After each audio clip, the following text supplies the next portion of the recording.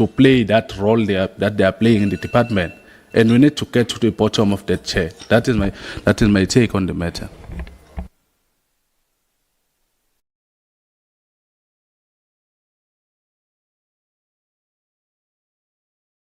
Good morning, colleagues. Chair, firstly, it would serve this committee great justice to give us the legal quotes that legal is basing their decision on, particularly because once we have that, then I would call for a caucus break for all parties to consult their legal opinion on this, because it does not make sense. One, this meeting was called in the same way that the previous meeting was called, where Advocate Terumotau and Ntate Ngubane were present, and we were able to engage them and ask them without the minister there.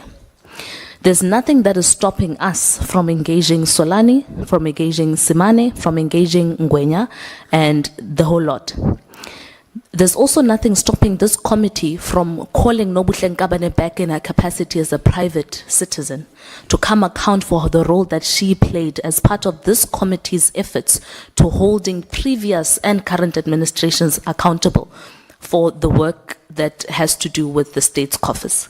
So if Nobuhle is not here today, if Dr. Nkabane is not here today to respond, in the same way she wasn't there last week Friday and we were able to engage others, I move that we continue to engage the people who are here today. We thoroughly do what we did the last time, and then she be called back and come.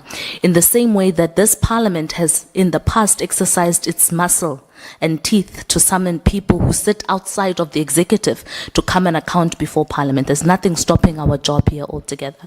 And I also want to caution, Chairperson, that when legal gives an advice to parliament on how parliament must conduct itself, it must apply itself not in alignment to a rigid way of viewing the role of parliament, but do so fairly in the spirit of what this parliament, and not just this committee, is supposed to do. Whether Nobuhle Nkabane is minister or not does not change the fact that she lied, she committed fraud and a statutory offense. The law will deal with that, it's good, but these people are here and they must respond. Thank you very much, Chair. Greetings to the members of the committee and the members from the department. Yes, Chair, it is only fair to give the members who were not present last week to also read their statement for record, perhaps to also engage them. Even though the minister may have been asked to stand down, but they are still officials of the department. We need to solicit some facts around them, engage, and see what could be the way forward. Chair, thank you.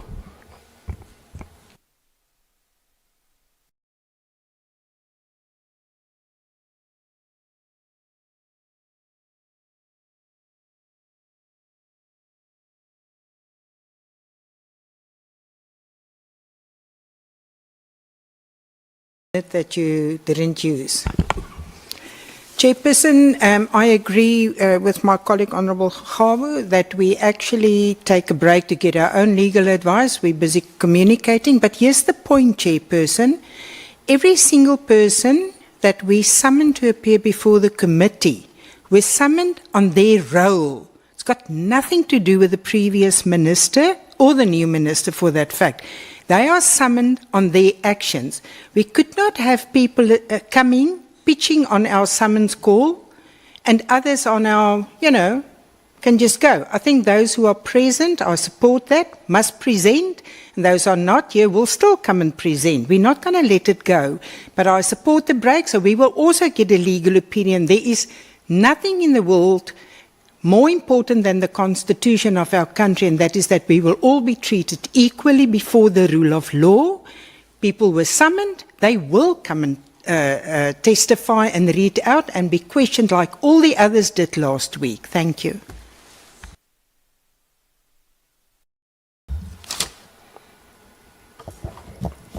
Thanks, Chair. No, I think maybe one must first welcome the decision of the President. I think it gives clarity to some problems that we had in the department, but also looking at the transparency reasons and other measures, maybe we must allow the panel to present and account on behalf of the portfolio, because our decision, Chair, was not to remove or have a new minister either way. We wanted accountability and transparency in the process. So the transparency that we needed, it's still needed so that it guides even the minister on continuation and running the department. So I do believe that they must present. And if needs be, that we still need to see Dr. Nobuhle Nkabane, we will call her on her private capacity of the role that she played in the panel and in the establishment of the panel and how she came about to SETA chairpersons. Thank you, Chair. Dr. Nguban. Good morning, Chair. Good morning, colleagues and all the invitees. Look, Chair, I support your proposal. From my side, Chair, I don't know where this portfolio committee have to decide. I agree with it to take. Zondo. I agree with it to take the people who caused this chaos into account. That one definitely I agree. Well, what I would like to guide, Chair, the committee is its responsibility holistically to hold the Department of Education account and to make sure that the student that we are serving benefit from our presence here. That's what I would like to focus on. And we need to decide as this committee whether we are a commission of inquiry or forever taking people to questioning people and all those stuff, or we want to clean up the higher education and make sure that those that are evasive are taken into account. That's a thing we need to decide. What I would caution us is this prolonged and protracted of dealing with these people whom you see that they are evasive, and we have to rope in the arms of the law or the legal part to take them into account, because we cannot be protracted on endless, similar to commission of inquiry of all those sort. I actually congratulate this committee for what it has achieved with the President's announcement. This committee have done very well. And we to continue with what we're doing. No one must come here and think we are fools and do as they wish and corrupt the entity and rob the children that needs to benefit from this department of their future. So I think I support, Chair, what you're proposing. Thank you. Thank you very much, Honorable Souls. Honorable Chairperson, there's wisdom in knowing when to stop and move on. This cannot now become about the former minister. It was about accountability and what was done wrong. The question before us should not be, should people be held accountable? The answer is yes. The former minister should be held accountable. The question should be, should that accountability process continue in this committee? That's the question. There are other processes, parliamentary processes, where she would have to appear. And the statements that we received was what we were going to use as evidence to probe. If I'm now going to ask these questions again, Chairperson, I'm going to get answers like I'm answering for myself. I'm going to get answers like, and what are we going to use it for? Let us not be emotional. We have achieved our aim. We have done what was in our power to do. Let's now hand it over to the other structures to deal with it, and then we provide oversight, because it's still a matter that impacts our committee and our sector. So we can be watchdogs over it if we want to. But here, let's move on. Let the evidence be given in the other structures where this matter will still be continued to be heard, and let us continue with what we still have jurisdiction over. Thank you, Chair. Thank you very much. Like how you guys time yourself, 4 seconds left, 3 seconds, you close it. Today, you are doing well for yourselves. Colleagues, there's a principle in law called the principles of natural justice. What does it do? It says if somebody alleges, in order for you to give an opinion over what somebody has alleged, you must give the other person who is alleged against a responsibility to respond in order for you to close the matter, right? So, legal says that the minister, we were questioning whether the minister lied to this committee. This is what we're doing here. Whether the minister lied or misled this portfolio committee by saying that she had an independent panel that dealt with the matter. That is why we asked the meeting. I will refer you to your own resolutions of the meetings of the 18th of June. What do you say there? You said we want to get to the bottom of whether the minister lied or not. And therefore, Chairperson, write to the panelists and ask them to give us written responses by the 25th of June and tell us what is it that, what was their role in this thing, whether this thing existed or not. But you colleagues said, we want to prove that the minister lied or did not lie. So that is the primary reason for this thing. That is what, now the minister, whether she lied or not now, there's nothing that we will do. She's no longer in our space. There's a different committee that now can deal with that particular issue. This is the ethics committee that Honorable Khakhaus did there. But we can't, when we continue with the matter, legally, Phumelele, maybe help us.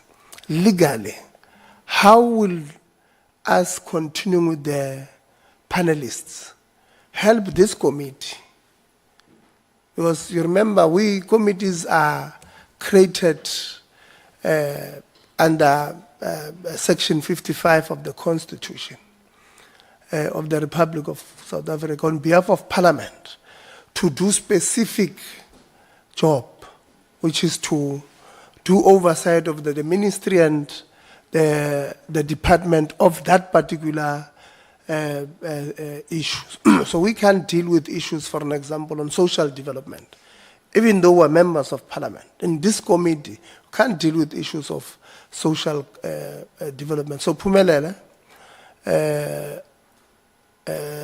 this is what I informed members. I've given them time to do. I don't remember any of them giving me any legal thing, except us asking that they are consulting. No, you did not. Phumelele. Thank you, Chairperson. Greetings, everyone in the House. My name is Phumelele Ngema. Chairperson, just to zoom straight to the point and the question that you have posed to me, there is definitely nothing wrong with what the members have indicated in respect of their oversight functions within the portfolio that they are mandated to address. However, Chairperson, there is an interface, as you have already pointed out, between the purpose and the actual intention of the meeting for today that is interfaced by the provisions of the Constitution, which in this regard, as you've already pointed, it's Section 55, which gives that power to conduct oversight over the portfolios that fall within the subject matter of the mandate of that specific committee. Then there is also the powers which the committee was exercising within Section 56, but more so, I think the main gist is under Section 92 of the Constitution, which is between subsection 2 and 3.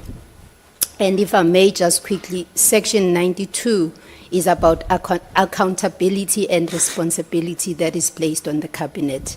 And I guess that is where the main part involving the main role player in this matter and the purpose of the meeting was addressing and receiving reports or evidence in that respect. So the interface between Section 92 and Section 55, Chairperson, needs to be unpacked further as for the purpose of this meeting and the conclusion that will be required for purposes of this meeting having started and having gone in the manner with the events that are occurring as they unfold, Chairperson.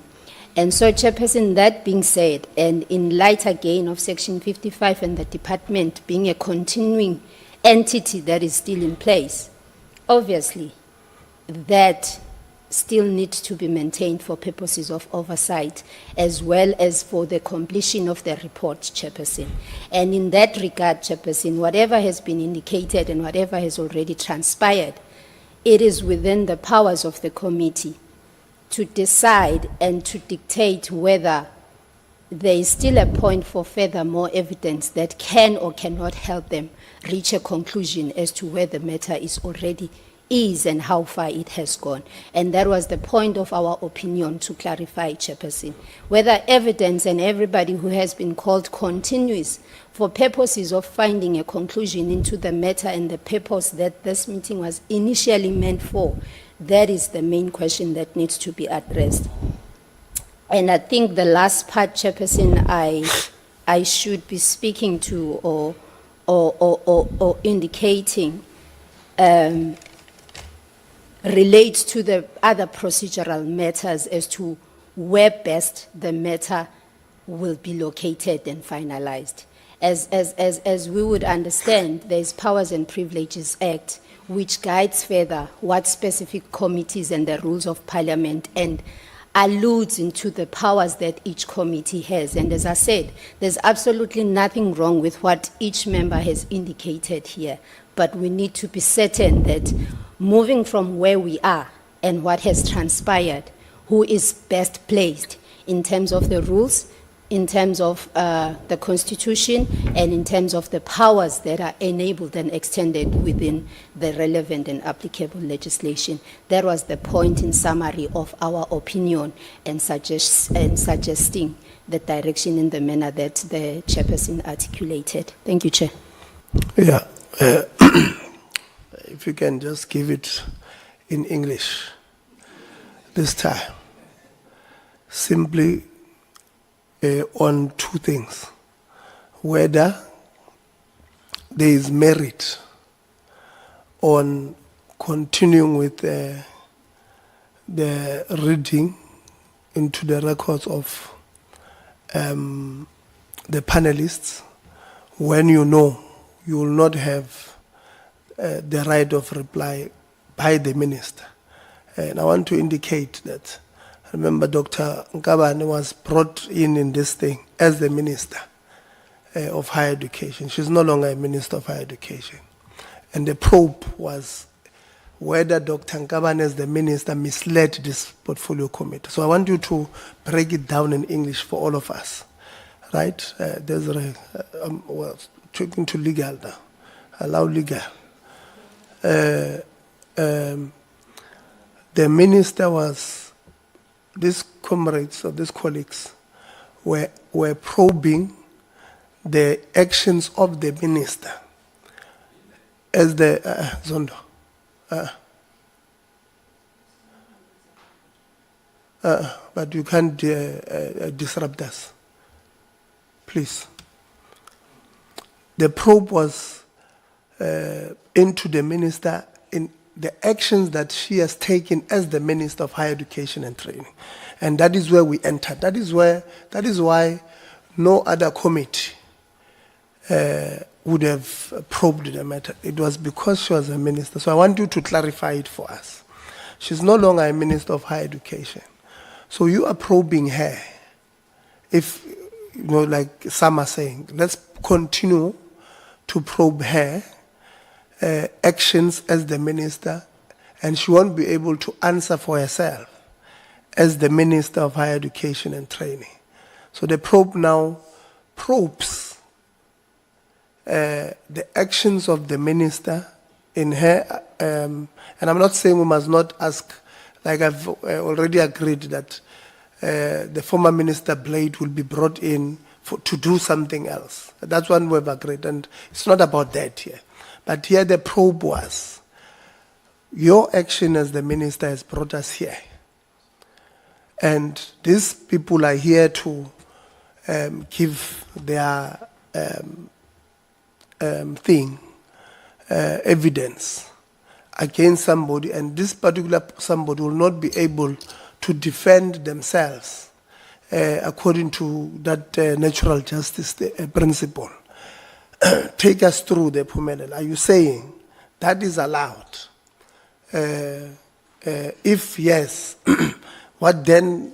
What probe are you going to be? What are we doing? Because the person is no longer a minister of this particular portfolio. You'll take us through that particular thing, and I'll then going to go back to responding to members what they've said themselves. Phumelelo? Important to add to you for the Desiree, legal person to close your mic, respond close your to. mic. And maybe let me indicate to you. Again, we've got rules in Parliament.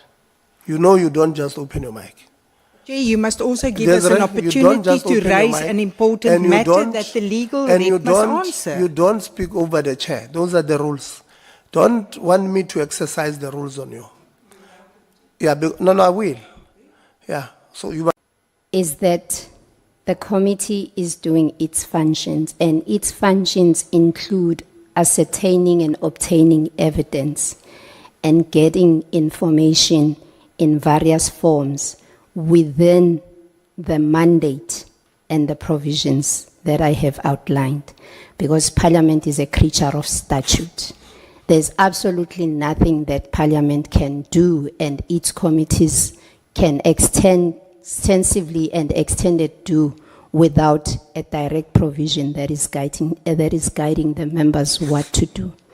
So that said, Chairperson, I want specifically as an answer to read section 92(2) and subsection 3B for members without me having to interpret it or give any meaning to it. But as it states, it says, members of the cabinet are accountable collectively and individually to Parliament for the exercise of their powers and the performance of their functions. Members of the cabinet. Subsection 3B, members of the cabinet, in accordance with the Constitution, must provide Parliament with full and regular reports concerning matters under their control. The point we are at now, the Chairperson has alluded, the minister has been removed. The minister no longer falls within section 92. But the proceedings of the committee does not stop based on the fact that a specific person has been removed, because the Department of Higher Education still exists. Now, it is the ambit within which you must address what still needs to be addressed, that must be corrected and be fairly and procedurally and legally so. That is my response, Chairperson. Thank you. No, thank you. There's a clear distinction between ministry and department. The department still exists, we all agree. And we're going, like I said earlier on, we're going to continue with that part. But the, what do you call this thing? The section 92, subsection 2 of the Constitution that says ministers or members of cabinet are individually and collectively accountable to Parliament. Means that Dr. Ngabane is no longer a false part of that. She's not a member of cabinet as things stand. So I fully agree with you. I'm going to give you, I don't know, is that the point of order? Not necessarily a point of order. I do think it's fair that we are able to register alternative views or differing views. Mine is the legal advisors for Parliament is correct in that cabinet ministers are supposed to come and account. But there's a missing link here that is not being considered. Here's the link. And the link lists in 3 sets of legislation. One being Rule 167 of the National Assembly Rules, read concurrently with Section 14, subsection 2 of the Powers Act, the Powers, Privileges and Immunities Act of Parliament and Provincial Legislatures Act 4 of 2004, empowered under Section 56 of the Constitution.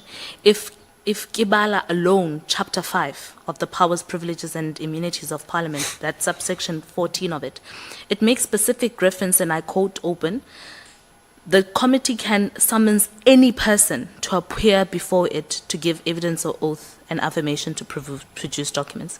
So while it is true that Minister Ngabane is no longer a minister of this reporting to this committee, what is true is that what we are investigating here, what we're conducting oversight here, is not concluded.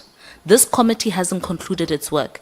And so in order for us to give her the right of reply, which she can deny if she doesn't want to come get it, and then we can fight her to get it. But the bottom line is, if she doesn't want to come here, she's still an MP.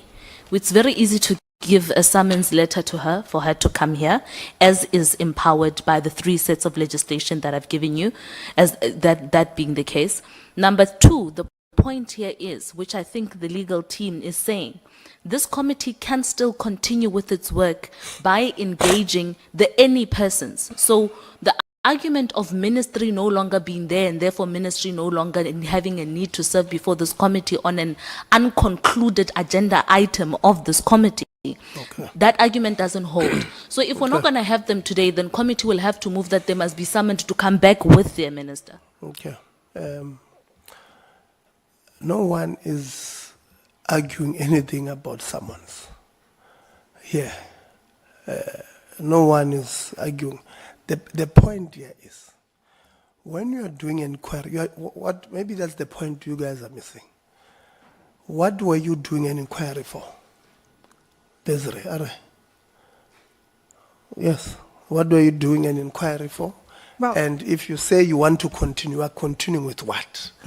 Okay, I'll make it very easy, Chairperson, because you signed the letters that went to officials to come and appear, officials and panelists and whatever you want to call them. And that letters were sent to individuals, and it read, a request for information in respect of whoever they are, role in the advisory panel for the selection and recommendation of SETAs Accounting Authority chairpersons. So people were summoned to come and explain their role, not minister what. And I think it is greatly unfair to allow some officials, a advocate to come here on the bar in Joburg, to come and expose themselves, but others, we don't want to do that. And that unfairness is going to haunt us, Chairperson. And really, I also think, we should also investigate the Public Service Commission on some of these matters, because that's also relevant. Okay. But we will not stop in getting people here to account. Yeah. Same as the previous minister. The officials or the panelist members got letters from you, signed by you, to come and explain their role. And this committee wants to hear that. Yes.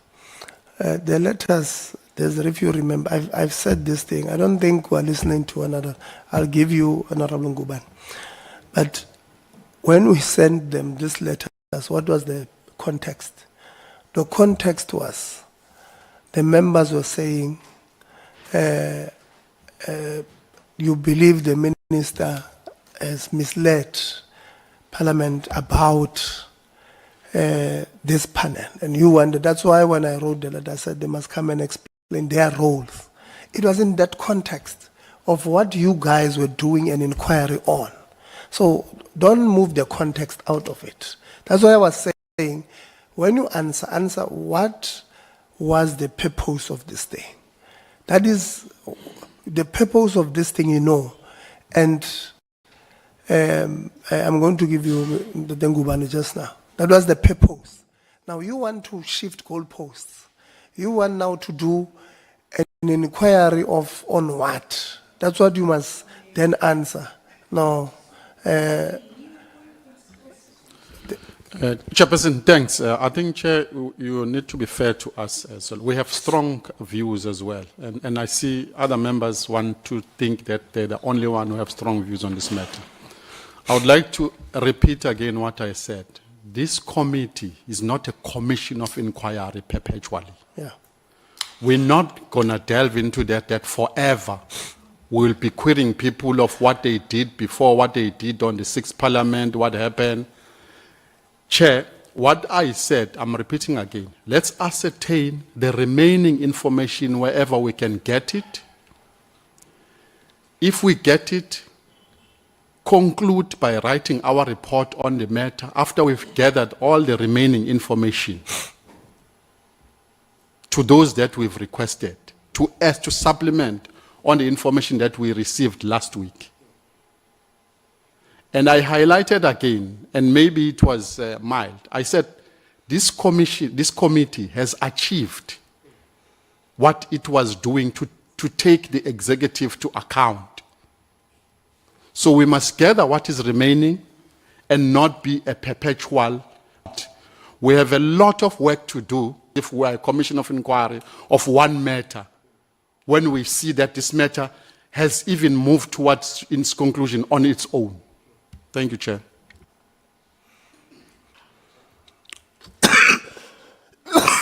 Yes, Zondo. No, thanks, Chair. I think, Chair, I don't want us to be seen as if we are fighting against each other, like there's someone who knows something that others they don't know. But the reality of the matter, Chair, last week, Friday, I said the two gentlemen who were within us in the meeting, I said they should not present their case. And the meeting said they should. And it's not fair to them to that, because they respected the committee and came when we called them, and they were made to present their case on the matter. And I said, because the other ones are not here, let's wait for them. And the meeting said, let this one who are here present. So let's finish up, because we need to present the report of the matter to say that we got to this point. This is what the outcome of the people who were role players in this. So I think, Chair, let's give the rest, because there are allegations from the presentation of last week, which those who are here today, they need to present their case of what they know. Yeah. So thank you, Chair. I think we need to be fair on the matter. It will be the last day of the. Yeah. So the material conditions of last week Friday have changed. Reality is, two colleagues who presented, the minister was going to have a right of reply. That's the big material condition that you are ignoring. I was going to respond because I know that some of you would have said we must ask them to speak, because there's no difference. The minister was still not there last week. Somebody said that. But the material conditions from last week and today are different. The colleagues who presented their case, the minister was going to be given a chance to reply to that part on what they would have alleged, right? These ones who you are saying we must, just because we must be seen to be fair, the material conditions don't allow.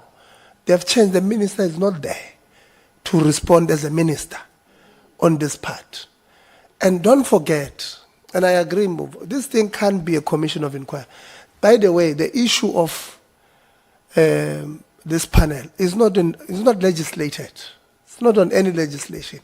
It was what the minister did herself. That is why it was, when you say it's her that must respond to this issue, it was what she termed an extra mechanism for governance, for transparency. That's what she did. So, unfortunately, the panel itself is not legislated. Even when you want to continue querying it, you must query it with that particular minister in his position or her position as the minister, because it's her who took that particular decision. Lonzi. No, thank you, Chair. I think, Chair, the principle that we must take here, because we've got an opportunity as the Committee of Parliament to guide the future processes of the department and the ministry. So I don't want this matter to be personalized, that this is an individual matter. But part of the importance of getting the facts of the matter is that how do we avoid this from happening again in the future? And the only way of avoiding this process, because remember, one of the things that we're empowered with as not only members of parliament, but also as portfolio committees, is to introduce amendments to the Higher Education Act. I think it's something that we've always been speaking about. So at the end of this process, yes, the minister is gone, that's fine, we're past that, but I think as a committee we must be at a level of saying, if we were to bring in an amendment, how do we bulletproof this particular process of appointment of SETA boards, of appointment of NSFAS boards, and many other appointments in the department, such that we don't have this problem? Because actually, Chair, it doesn't only start when the minister lies. It starts in the appointments themselves, when members said, why are we having politically aligned people here appointed? Why are we having children of ministers appointed? So the importance of getting all the facts towards the conclusion of the matter is such that the committee must be able to present before Parliament, say, having traveled this route, we are now proposing that to create much greater integrity around appointments in the department, this is how the process must take place. Thanks, Chair. Governor.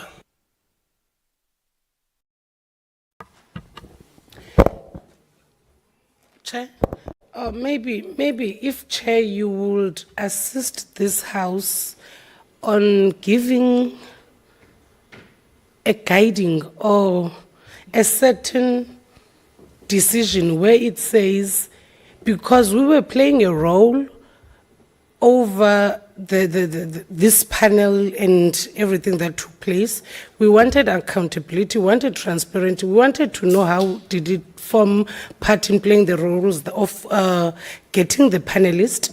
Now that the minister is not here, how do we then close this, or which report will seal this discussion in saying this was the stand, or these were the findings from the portfolio in dealing with... Hold on. Colleagues, you've just spoken. Yeah, please. So maybe, Chair, if we can get a clear direction on how we close the matter, because we can't close the matter on saying the minister was removed.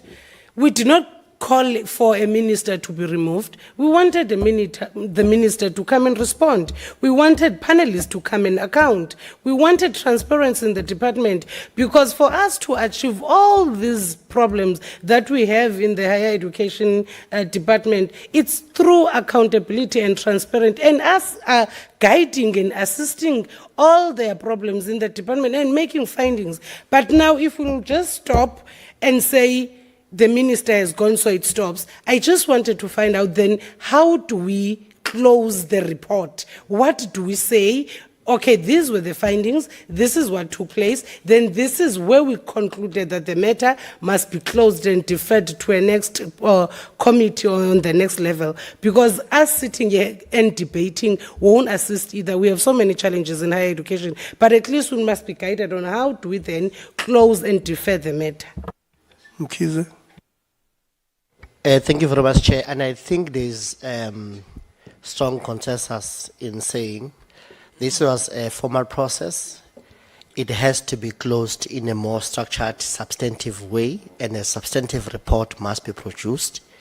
And in that report, there should be clear findings on the conduct of the minister.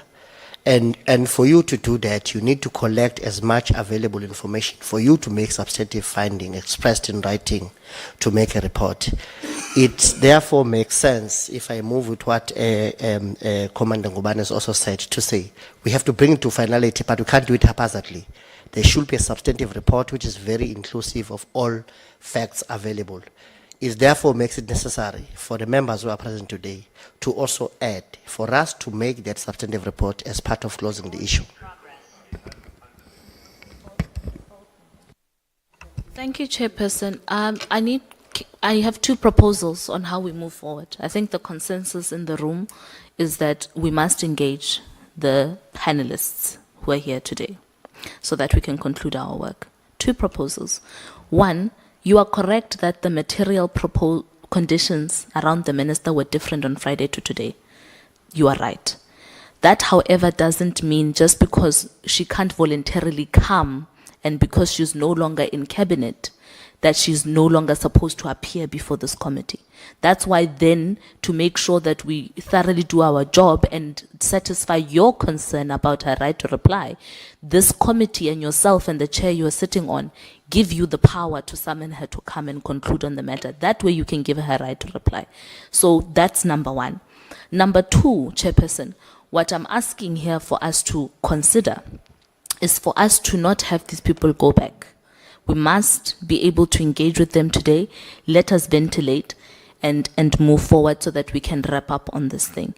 Whether ethics concludes to deal with her and her fraud, that's great. That's what the DA wants in any case. Public protector must do the same. So should the hawks, which they are busy with. So that is not an independent thing altogether. So if we're not agreeing, Chairperson, with yourself on the way forward, then I call that we vote on this matter. It's very funny that you don't have voting powers. You're calling for a vote. Honorable Khabo? No, you don't. We have something called ATC in Parliament. Very serious. Parliament is not a Khabo. No, thanks, Chair. Thank you very much. Let me start by apologizing for being late. Chair, we must firstly start by agreeing on an approach of closing this matter in a proper way.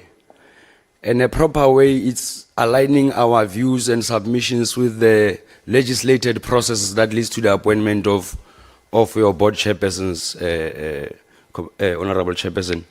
I'm raising this because of if we were to sit here and hold people accountable whom are not here, would fall into a trap of a fishing expedition that we see some of the members have embarked on.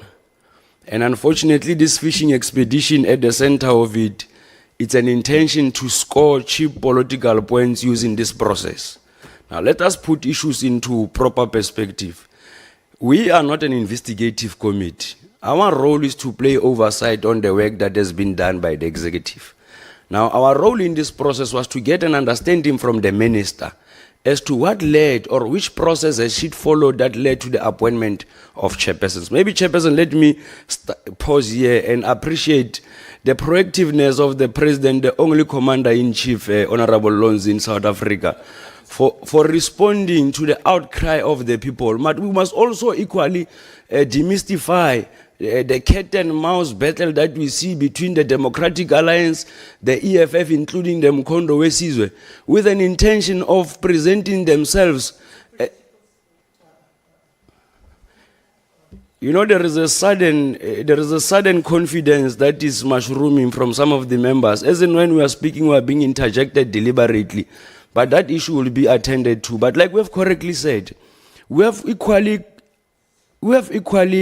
as much as we appreciate the role of the president in not only taking the correct decision, but the right decision of reaffirming the relevance and the importance of the TVET, of the DHET sector in our country. I'm raising this because of it cannot be right that when the president has responded to the outcry of South Africans in relation to the position of the minister of this country, especially emanating from processes of the appointment of board chairpersons, would want to reduce this process to a political battle or would be squabbling as to who started the process and who was not there when the process started. I'm raising this because of when you listen to some of the honorable members, they are basically advancing what they've been perpetuating in the public narrative. MK is still struggling to grapple as to whether is it the EFF or is it MK who started this issue. We are not interested in those petty political squabble. Our arrangement here or our area of focus is to close this matter in a correct way. And closing this matter in a correct way, it's as simple as this one, Chairperson. One, the minister cannot be protected, Honorable Chair. I'm worried. Probably there is a need for you to call another security because as in when we are speaking, people are continuously disrupting us. But the correct way of closing this matter, Chairperson, firstly is to agree that the President has taken a decision of removing the Minister, even though that was not our initial call of removal of the Minister. Our initial call was the Minister to come and respond. So today there is no Minister. And second to that, it will be wrong of us as a committee to want to continue holding the minister accountable who is not the minister, because the process outlines, or the process leading to the appointment of board chairperson, it specifically deals with the minister. It says the minister must appoint. Now, Honorable Nkabane, as an ordinary member, just like myself and yourself, Honorable Mkize, in which capacity, if other members would want to pursue this matter with the ethics committee through their investigative process, let them continue that, but they must not reduce this committee to an investigative arm of parliament. That is my first issue, Chairperson. The second issue is that we must be able to separate issues. Separate issues in a sense that we wanted to hold the minister accountable. That one is a closed one. But we equally need to scrutinize, Chairperson, as a way of closing this matter in a very nice way, Honorable Nguman. We need to scrutinize the role of administration that it has played in the process. That one is a separate matter that I believe as a committee we can agree as to when are we going to interact, or when are we going to process this matter of the role of the administration. Because for today's purpose was specifically to deal with the minister. The minister is not here, and we are happy that the president has taken a correct decision in making sure that he retains the integrity of our standing in society as the African National Congress. But thirdly, Chairperson, as a way of closing this matter, I would propose that we do not disregard the role of the administration in the process. I would not want us to wish away the role of administration. We would still have to hold administration accountable. If it means that we must call for a thorough investigation on a proper role that they has played, we must do that, Chairperson. And with that being said, I of which is something that is rare that happens, I agree with the proposal of Honorable Ngubane in terms of the approach on how we should close this matter. Thank you very much. No, thank you very much.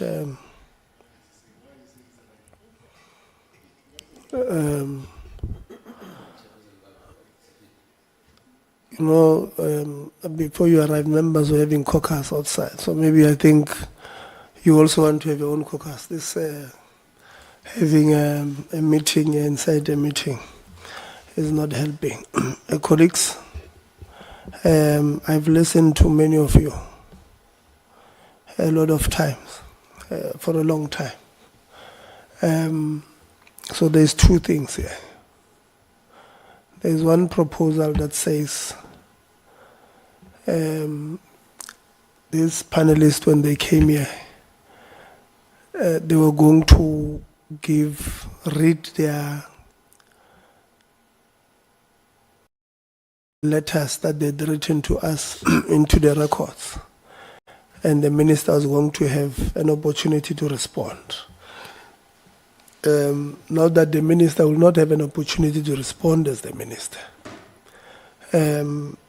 the proposal is that we don't allow them to continue, because we will be accused of prejudicing against somebody else. Then the second proposal is that we allow them to read their statements into the record, and then we can summon the minister as, I don't know what, to come and respond to those things. Because she will not be coming as a minister, she will come as a member of parliament to come and respond to one, the allegations that would have been made by the panelists, and she must respond as a former minister.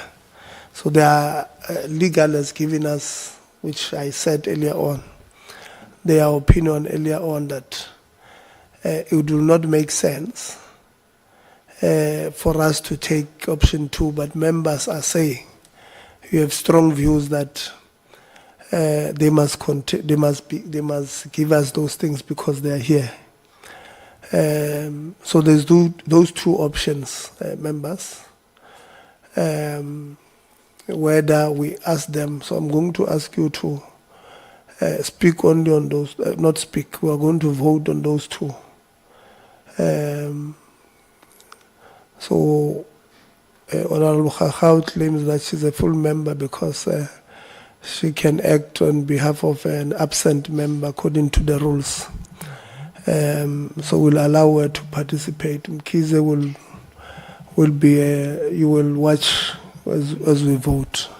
So we've closed the door for voting. The option one is we don't ask them to read their statement into the record because of reason provided. Two, we ask them to read their thing into their records. No, we're voting now. So what clarity? I think the clarity is on the language we're using. There's a difference between reading on your record and us engaging. Those are you? Yeah, I just want to when get they read into clarity. the record, it means we will engage We'll with engage. them. Okay, thank you. That is, yeah. So let's see. We'll start with you. We've closed the door there. Let's vote. I, Karabo Lerato Khakao, as an alternate member of this committee stepping in on behalf of Mayor Maseko of the Democratic Alliance, vote that the second option, vote in favor of the second option, that the members of the so-called panel are able to present before this committee and that this committee engages them. Desiree? Chair, I, Desiree van der Walt, herewith support the proposal that the members read into the records their involvement. Honorable Souls? With the understanding that the process of investigating the matter will not stop, it will just happen in another structure. I vote option 2. Which is? They don't need to read it in the record here. They can Okay, do it well, that's within the option other one. structures. Is that option? Yeah. Option what is that? That they don't read into the record. Is that option 1? Yeah. Then I'm for option 1. Yeah.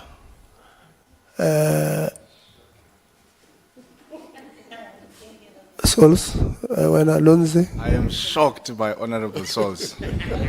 I can't believe it. But politics is like that. I, Sihle Lonzi, Member of Parliament deployed by the Economic Freedom Fighters, vote that so that we can conclude this matter.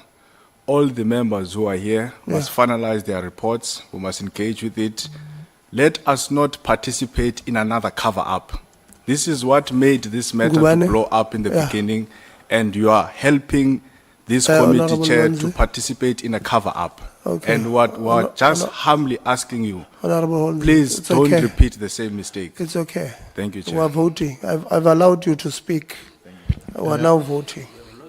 Thank you, Chair. I, Sihle Ngubane, deployed here by the official opposition in government. I support that we ascertain today the remaining information for this committee, and then we dissect whatever from those remaining panel members, and then we write a report and conclude the matter once we've gathered the facts for the remaining panel members. Thank you, Chair.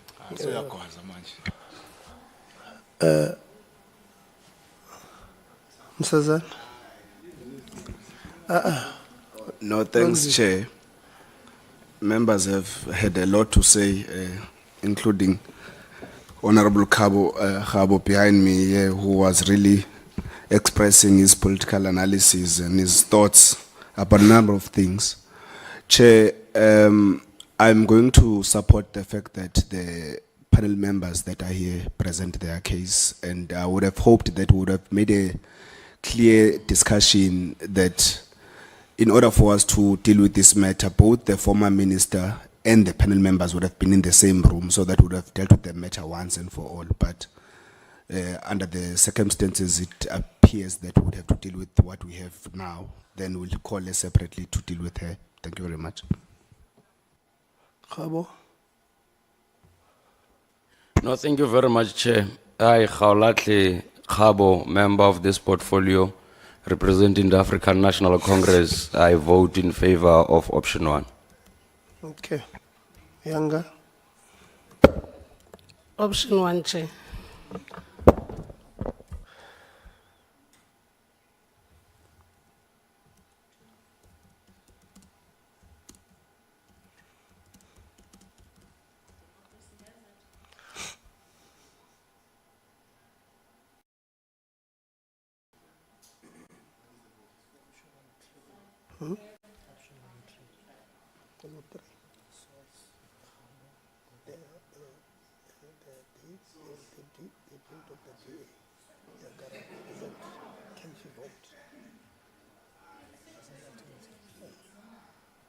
You know, this thing of continuing to fight for no reason. Let's close Why are you your mic. fighting? Why is it I'm protecting? Let's close your mics. Went on automatically, Chair.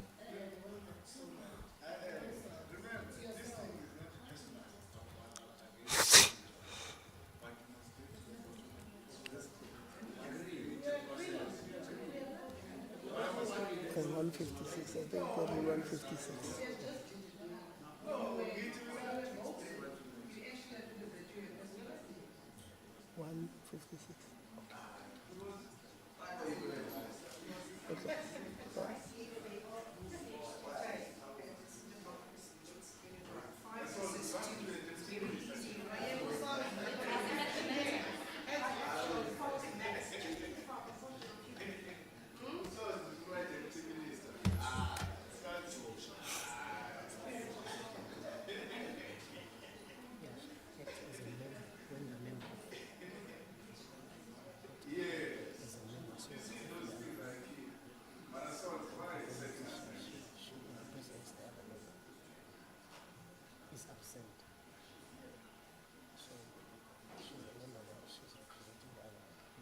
Okay, well, an alternate act as a member. The member for which the alternate was appointed. Yeah, but what does this mean? When the member for which the alternate was, so the alternate was appointed when? So, The interpretation is that when the other member is absent, then she can act as a full member. Yeah, but don't you have to wait to see? She was at 86 as an alternate member. Okay. Yeah, so when the other member is absent, so she acts on behalf as a member. The right to that's how I understand the job.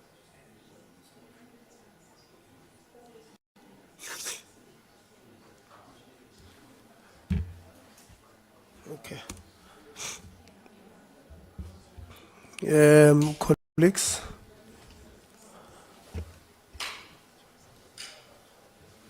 let's continue with a very suspicious vote.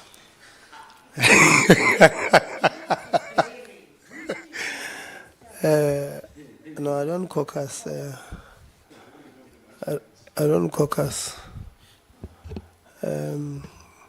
With the very suspicious vote of Honorable Khakao, which was still determining whether it stands or not. Members have decided that we must take the statements of members of the panel into the panel. Leave excitement. You're excited. Did you take too much sweets today?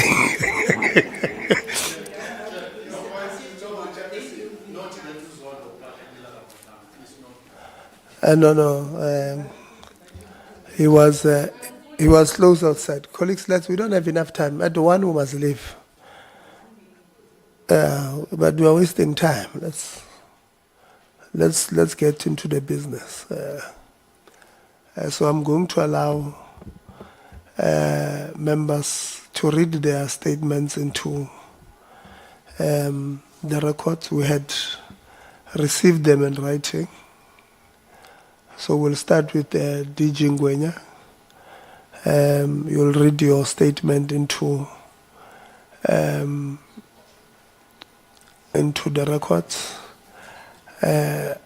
I'm still going to write or have a session with legal about this, because I think I've got a responsibility to protect the integrity of the sitting.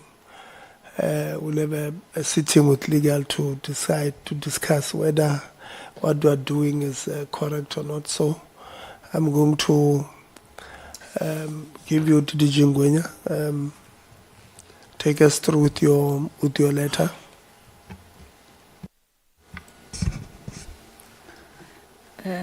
Good morning, Honorable Chair, honorable members.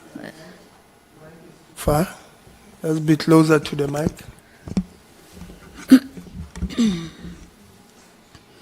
Good morning, Honorable Chair, honorable members, DG, and colleagues. Hold on, DG.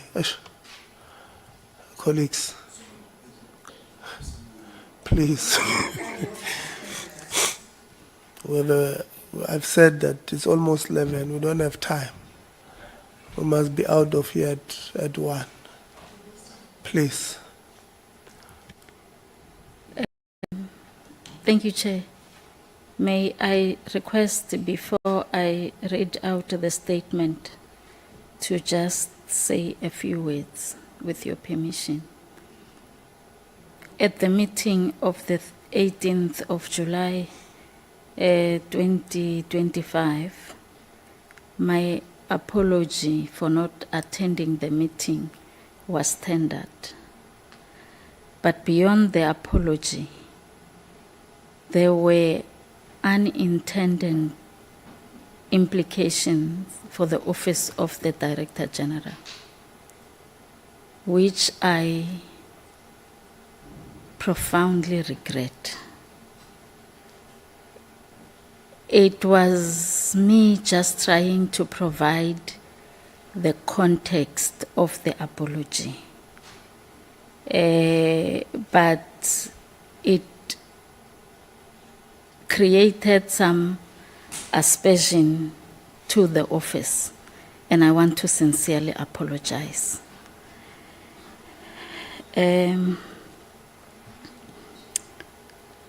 The letter... Hold on. What is the point of order? Thank you, Chair. The point of order was on procedure. Remember, in the last sitting, people were asked to take oath for their presentations. Advocate Teremotao and Ntate Ngubane. That has not been followed for the panelists here. Please, can we follow suit? Okay. No, I think it's in order. For the first time today, at least we are in order.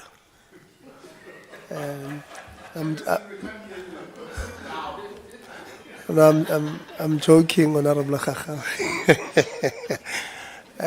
Ms. Ngema, if you can help us with our people to take oath for affirmation. Thank you, Chairperson. Chairperson, unfortunately, I don't have the names of the panel members that are talking today, so I'm going to request them to first say their names, then I'll administer the oath. DG Ngwenya. Ma'am, who is already on the podium, may I request that you loudly, for the record, indicate your full names. Thank you. Rulani Ngwenya. Ms. Ngwenya, do you swear that the evidence you are about to give and the information you will present before the committee today is the truth and nothing else but the truth? You have two options to make that indication. You can indicate either via oath or an affirmation. If it's an oath, you are swearing before God. If it's an affirmation, you confirm through your conscience that you will speak the truth. Which one do you choose between an oath and affirmation? An oath, please. I'm going to repeat again then. Do you swear that the evidence and the information you're about to give today before the committee will be the truth and nothing but the truth? If it is so, please raise your right hand and say, so help me God. So help me God. Thank you, Chairperson. The oath has been administered.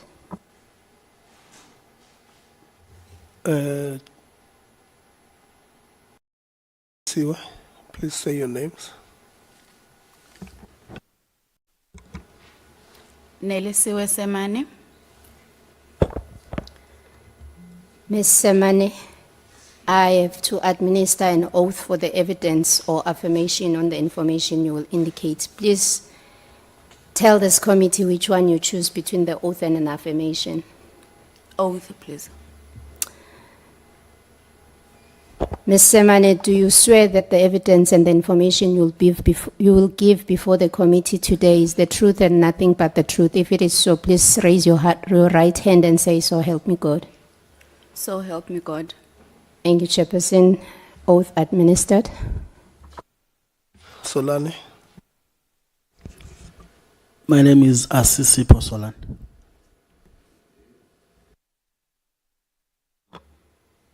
Thank you, sir.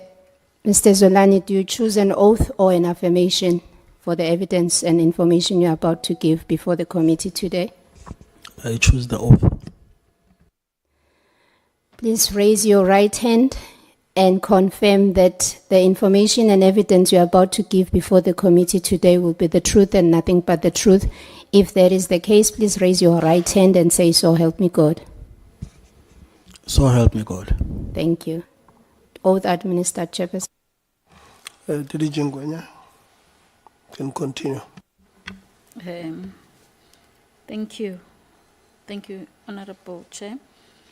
It is a letter that was directed to the Honorable T.W. Litsie.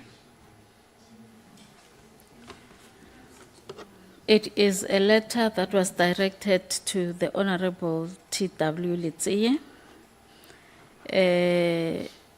following a request to provide information in respect of my role in the advisory panel for the selection and recommendation of SETA Accounting Authority chairpersons. And the letter reads thus.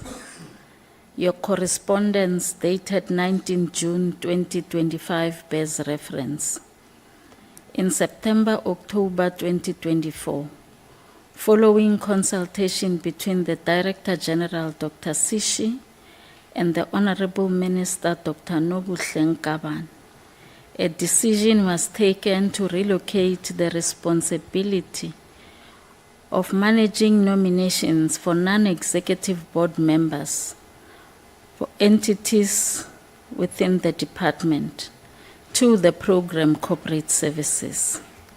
While I accepted the transfer of this function, I also indicated that due to the high vacancy rate at both middle and senior management within the Chief Directorate Human Resources, and given the confidential nature of the function, I will be required to undertake the responsibilities personally.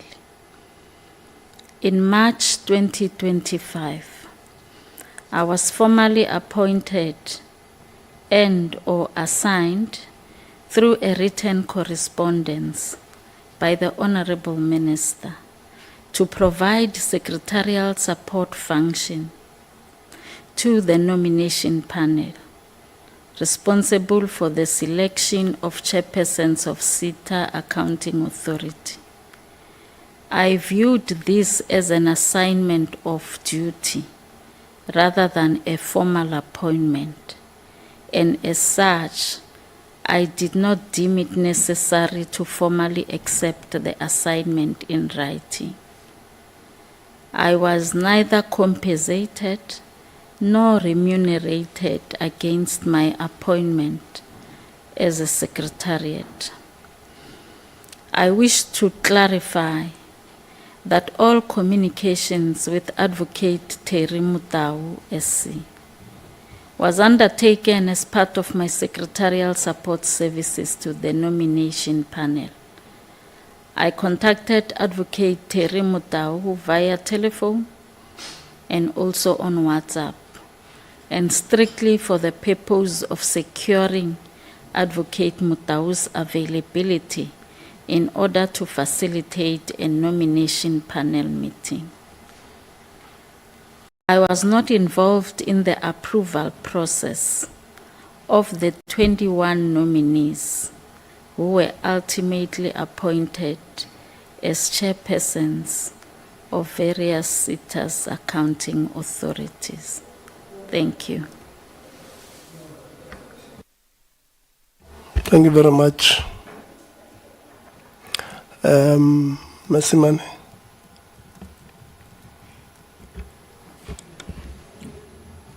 My letter was addressed to Honorable Letty, the chairperson. It says, I acknowledge receipt of your letter dated 19 June 2025. I am a chief of staff in the office of the Minister of Higher Education. While my name appears on the list of panel members for the selection and recommendation of SETAs Accounting Authority chairpersons, it is because the Minister submitted a list that includes all the panels that she appointed since taking office. I did not participate in the selection and recommendation of SETA Accounting Authority chairpersons, but participated in the process for the recommendation of SETA accounting authorities, not board chairpersons. The Minister's list of panel members was all-inclusive and did not make distinction between participation in accounting authorities and participating in SETA board chairperson selection and recommendation. As a public servant, I was not paid any additional remuneration for my participation in the selection and recommendation of accounting authorities. Thank you. Thank you very much, Solani. Thank you, Chair. My letter was in response to Honorable W.T. Letty, the chairperson of the Portfolio Committee on Higher Education and Training. And the letter reads as follows. Dear Honorable Letty, in response to the request for the information in respect in my role in nomination process for the selection and recommendations of the SETA Authority chairperson, I acknowledge the receipt of your letter dated 19 June 2025, and I have attached a marked annexure of the letter issued by the Minister formally appointing me for the nomination committee, and I've also attached the annexure B, which is the terms of reference presented in the Portfolio Committee on the 30th of May. And I do confirm that I did not receive any additional payment, allowances, or investment in respect to my participation on the nomination committee. I discharge this role in my capacity as advisor to the Minister. No compensation beyond my regular salary was provided. Thank you, Chair. Thank you very much.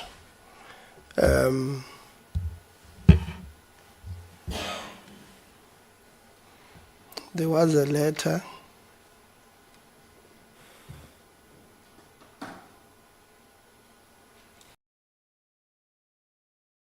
I'm trying to search for it. Which we addressed to the DG. We've not received a response. I'm not sure. We'll have to check. But DG, there was a letter written to us by somebody who said they've received. Oh, that open it, the response. That they were coerced into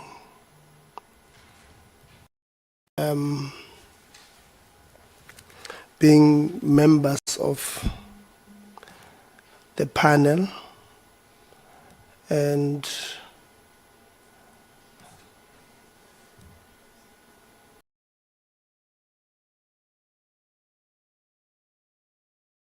so this person wrote to us, does not have a date, but we got it.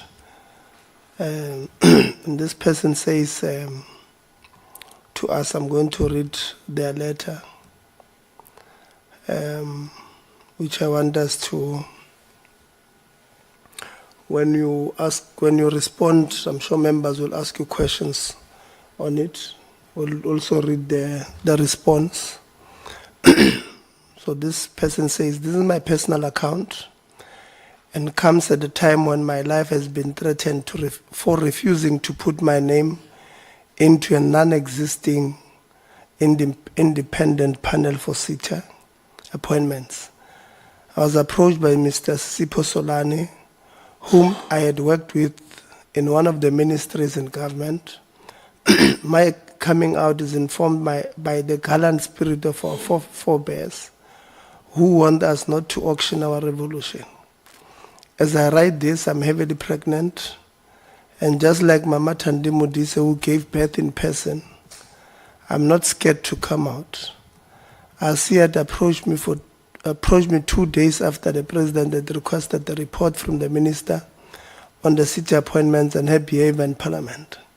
He assured that my name would be protected and that because I was a junior official doing an MBA, I will not be called to account for my involvement by any state or government apparatus.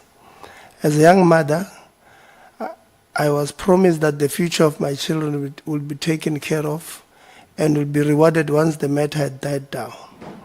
I considered this request as a cover-up and was not happy with the terms of arrangement. I remembered Comrade Jonas when the Guptas tried to bribe him.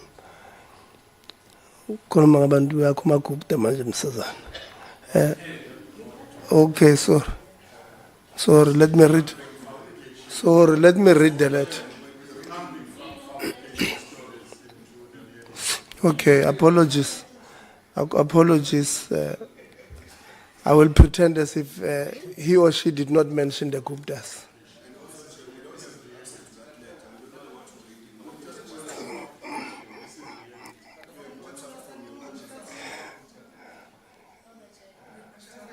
Can I continue?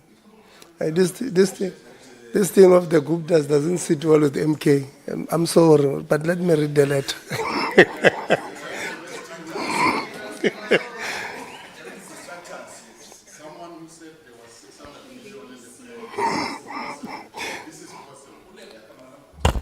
Chair, on a point of order, that's very important. Yeah. You see, Desiree, you raise your hand. You raise your hand, not open the mic. What is your point of order? Well, my point is order. Can you continue reading and ignore the humbly, like you normally stop me when I interject? Okay. Okay. No, I'm reading everything. What is the problem now? Because I'm continuing. Chairperson, you know, very little things soil the integrity and our image as this committee. What you are reading is a very important letter from somebody who I can term a whistleblower about the process, which is why we're here. We can't mud it by making jokes about it. And if the MK party is aggrieved about their history, it's not something that this committee should deliberate on right now. Please, can I protect you on behalf of yourself? No. Continue and read the letter, please. You are provoking those people. You see this thing of political statements. Yes, Mr. Mhlambe Chair, kumele siyekele into yesingisi because we did not go to multiracial schools. Chair, the letter or WhatsApp that you are reading is very, well, from where I'm seated, seems very important. We would appreciate a situation where, Chair, you share it with us so that we can also have a point of reference, because now people are very excited. MK doesn't have history of anything that is contained in that letter or WhatsApp that you are reading. So people must not be excited. Can we really be orderly? I don't want to say the meeting is degenerating because people went to Twitter and everywhere else just to score points about saying degenerate. So can we be orderly, Chair, and focus on what we are doing? Thank you very much. Okay.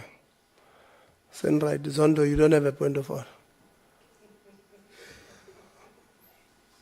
In fact, I raised my hand, Chair, before Msezana. Thanks for giving this opportunity. I think, Chair, we have a limited time.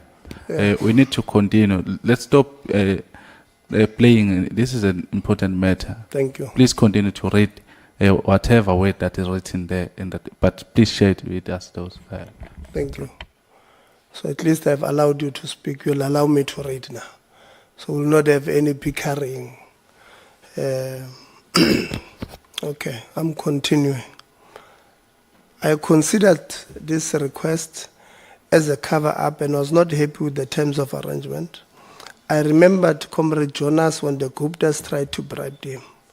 I literally cringed when Mr. Solani said he had himself taken a huge gamble and that we were going to be protected. Apparently, he had also arranged meetings with some lawyer who was supposed to be the chairperson of the panel.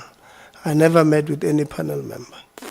As a young former activist in the Youth League, I was caught in the crosshairs.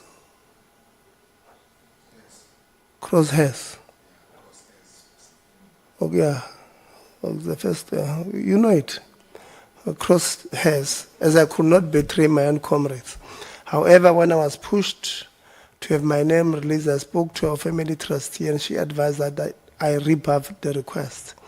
This was communicated to Mr. Solani and encouraged me to be on board as the popular protected us. I was advised by a family trustee that this matter was in the public already and in the interest of the public. I then refused to have my name released and was then threatened that I would lose my job as my boss was a junior to the minister. I'm coming out because I'm likely to be victimized and that these threats are now mutating into criminal behavior. But I'm a committed South African who saw how corruption in the city stole from the poor of the poorest. I'm disappointed that the pressure I'm being put under is happening under our lofty and celebrated constitution, where the people who are supposed to be our guardians, just as we celebrated the anniversary of the Constitutional Court. What a disgrace. I'm suspended for my refusal to lie. I'm ready to come out. This is not a threat but a commitment to a clean, corrupt-free country. Where is that letter? Give it to me now. Or you opened it there. So we then wrote to the department to respond.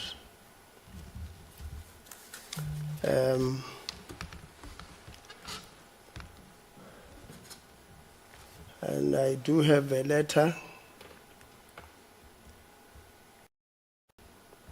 dated, when was this? When was this? 11, dated 11 July. It reads as follows.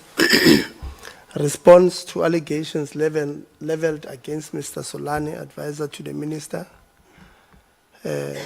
Hold on.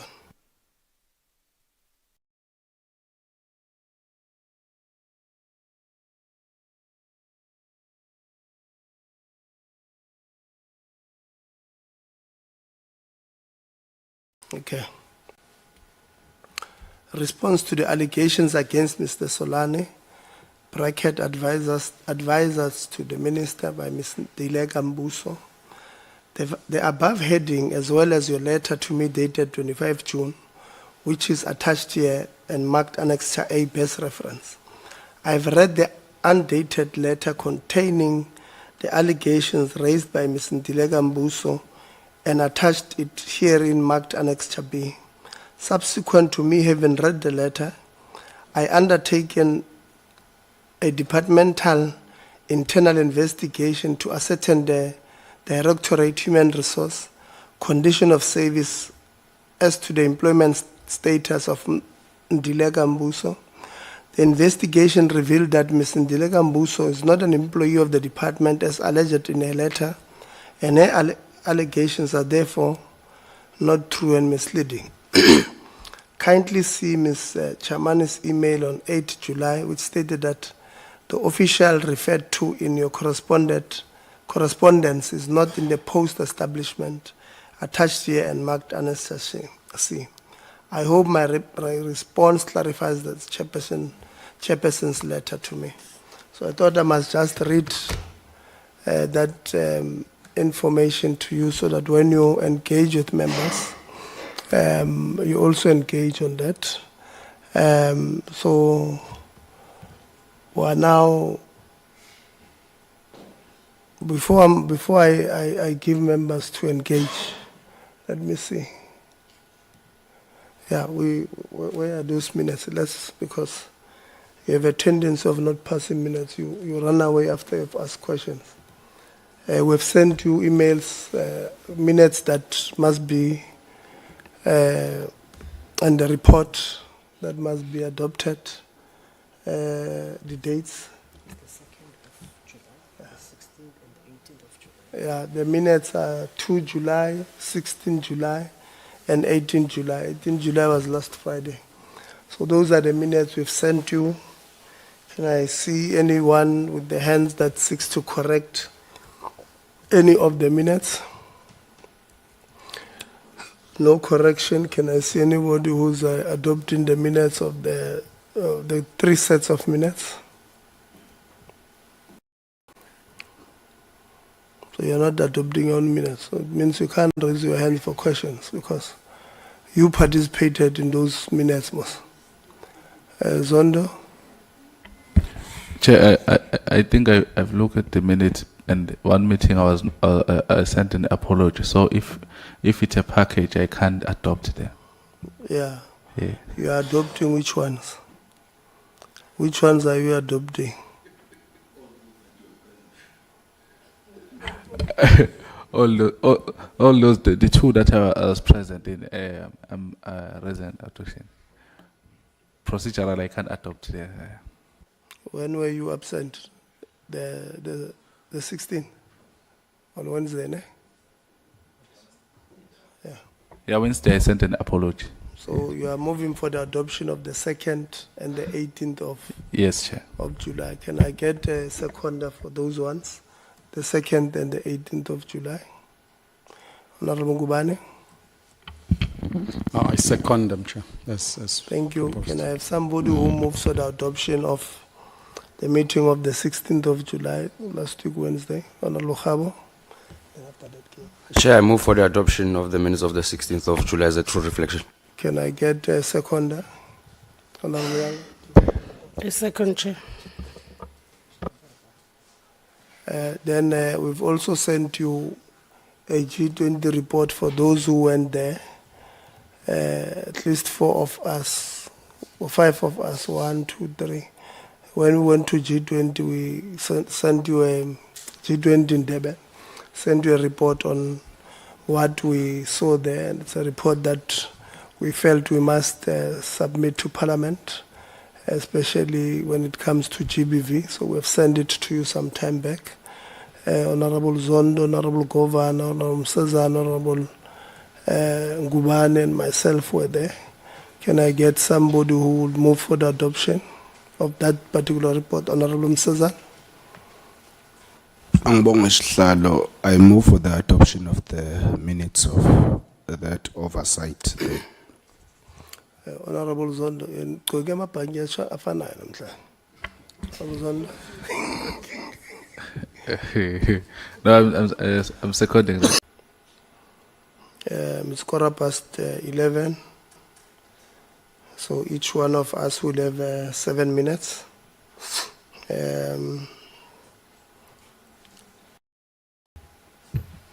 am going to start with Honorable Zondo. You will be number 1.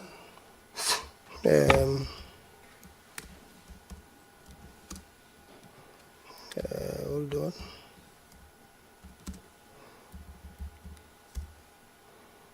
Honorable Yanga will be number 2.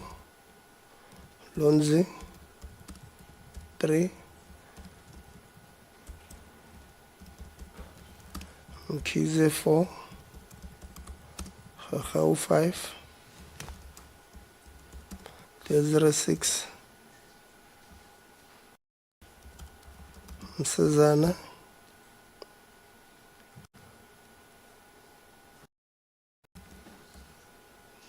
Ngubane, Souls, Khabo. Yeah. Honorable Zondo, your clock starts now. Can I be number 2, Chair? There's something that I'm sorting out. No. Let's go. All right, thanks, Chair. There's something that I lost here in my phone, so I was trying to locate it so that I will be precise on my questioning in terms of the names. But my first question to Mr. Solani is that, have you ever met Advocate Dao? Mudao, yes, Mudao. Have you ever met Advocate Mudao? Yes, Honorable Member, I have. In your discussion with Advocate Mudao, is there anything that you talk about that pertaining the process of appointing the panel or appointing the board, the SETA boards?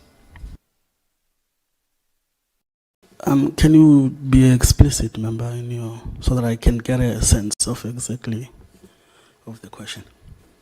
No, the question is straight. You said you interacted with Advocate Mudao, and then I'm saying in your interaction, in whatever way, did you interact and touch the processes and the proceedings to appoint the panel or to be part of the panel? Well, our interaction with Advocate Terry Mutau was of the overview process that ought to be followed. So he had not yet got into any details of the process. Okay. When you interacted with Advocate Mudau, your interaction was, he was on which capacity?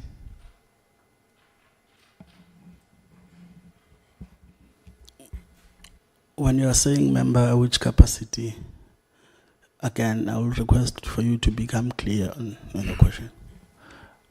When the minister was telling us about the panel, there was a point whereby he said Advocate Mudau was to be a chairperson. And Advocate Mudau said there was no meeting that he ever set of the panel, let alone chairing it. And last week, Advocate said that he had a meeting with you, and that's why I'm asking your discussion on those meetings, and where did you left it? Okay, like I would have mentioned earlier, the meeting with Advocate Terry was to have an introductory and an overview discussion on the process that was going to follow. And that was the essence of that brief meeting. Then what happened next after that discussion? Again, I'm going to request you to be more explicit when you're saying what happened next. Exactly what are you? You said you had a meeting with the advocate, and then the next step, because advocate told us that the last time we spoke to you, you were preparing for a next meeting, and that next meeting you were nowhere to be found, and thereafter he saw his name appear to be the chairperson of the panel. Then that's why I want to get your involvement in terms of facilitating the panel, because remember what you said in the opening statement. Then I want to align that with what we know. So can you not play around, because my time is going? Please, precisely give us answers that we want. Your interaction with advocate and why that interaction didn't materialize into the desired outcome.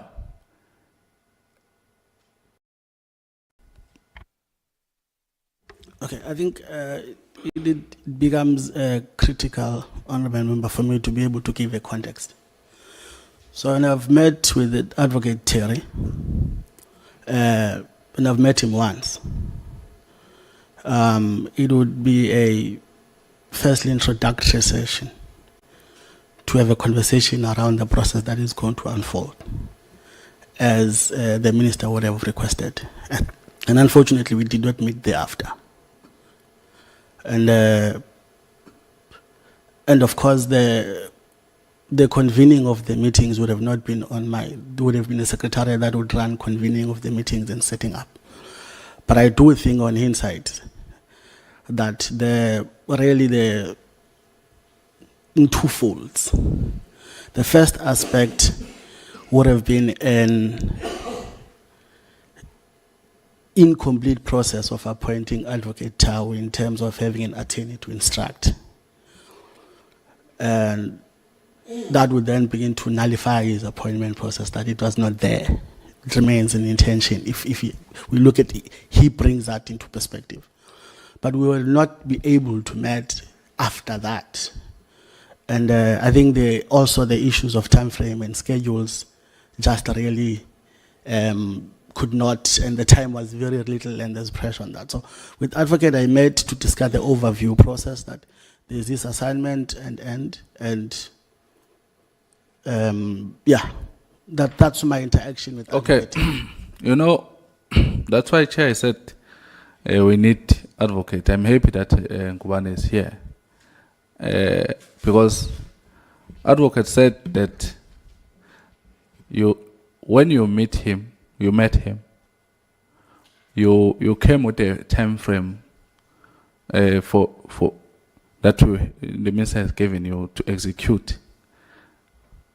And his response that I think made you to teach him was to say this time frame is not possible. Then when we are diving like this, you are telling me that what Advocate said, it is the truth of the matter, and you don't want to respond on that. Thank you. It was a comment that you're saying. Honorable Govan. Chair, I think looking at the responses and the letters, it really does limit our time to engage with panelists, so-called panelists, because all of them did not participate. So it's actually time consuming to even ask them questions because they were not part of panels in any panel sitting meeting. So from where I'm standing, Chair, the only thing that I can comment on this matter will be those who are still within the department, for future references, may they execute duties that are legislated within their scope of work so that we do not come back to these meetings of interrogating their capacity or capability of doing their work. Because others, Chair, by virtue of their work, they were supposed to execute this task, either whether they were written a letter or not, but they were supposed to be part and panel of this recruitment. And also, maybe we'll just go to the meeting that was last week.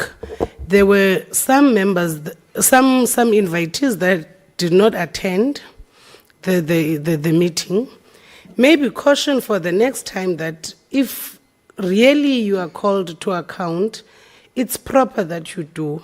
And we must not find our spaces, we must not find ourselves feeling that we are being disrespected by you while you are in the department and you are obligated to come and account on the committee. But Chair, this thing is like saying, do you know Yanga, whereas you have never met Yanga? So they don't know anything. That's why I kept on saying, Shemez's aramazazinto, sifuna ntoni kuzo.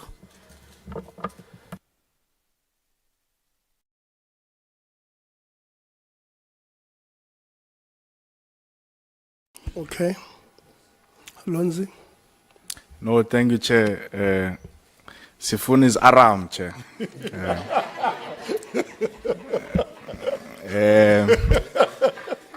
DDG Ngwenya, how many meetings of the advisory independent panel did you participate in?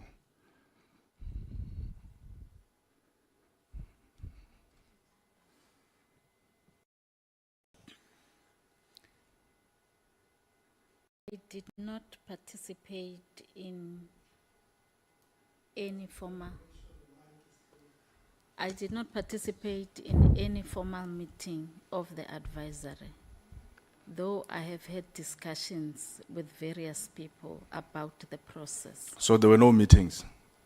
That I attended, no. So how do you think the 21 names came about?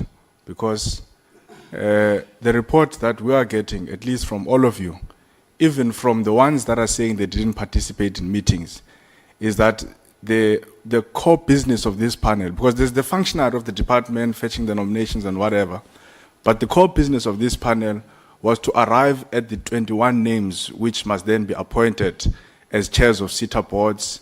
The son of Gwede Mantashe was appointed as a result of this panel. Even the current, they just appointed now deputy minister. I'm waiting for her. The deputy minister was just been appointed. The former premier of the ANC in KZN was also appointed in those boards. So if there were no meetings, how did we get to those names? According to your understanding, as someone who has experience and has been dealing with this thing in the department. I don't know what process will have been followed. Responding generally will be that the panel will have said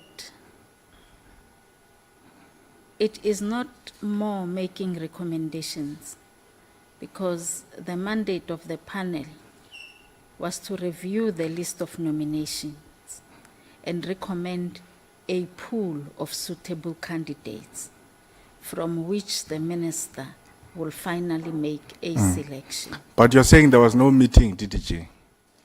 Yes, I've responded, Honorable Member, to say Yeah. I don't know the process. The second part, I was just responding generally, but I have no idea. And you have never received a meeting invite? I should have been the one to set up the meeting invite. Even worse, you are the one who was supposed to set up the meeting. But there was not a single meeting that set of the panel. But there are 21 names. The son of Gwede is there. ANC comrades are there. Former premier of KZN is there. And the secretary of the panel, which is yourself, you are saying you never set up any meeting. Am I understanding you correctly, DDG? Yes, Honorable Member. No, thank you, DDG. Mr. Chief of Staff, how many meetings did you participate in the panel? Honorable Member, like I said in my letter, I was not part of the panel for the board chairpersons. So Were I you did sent not attend any a meeting. letter to appoint you?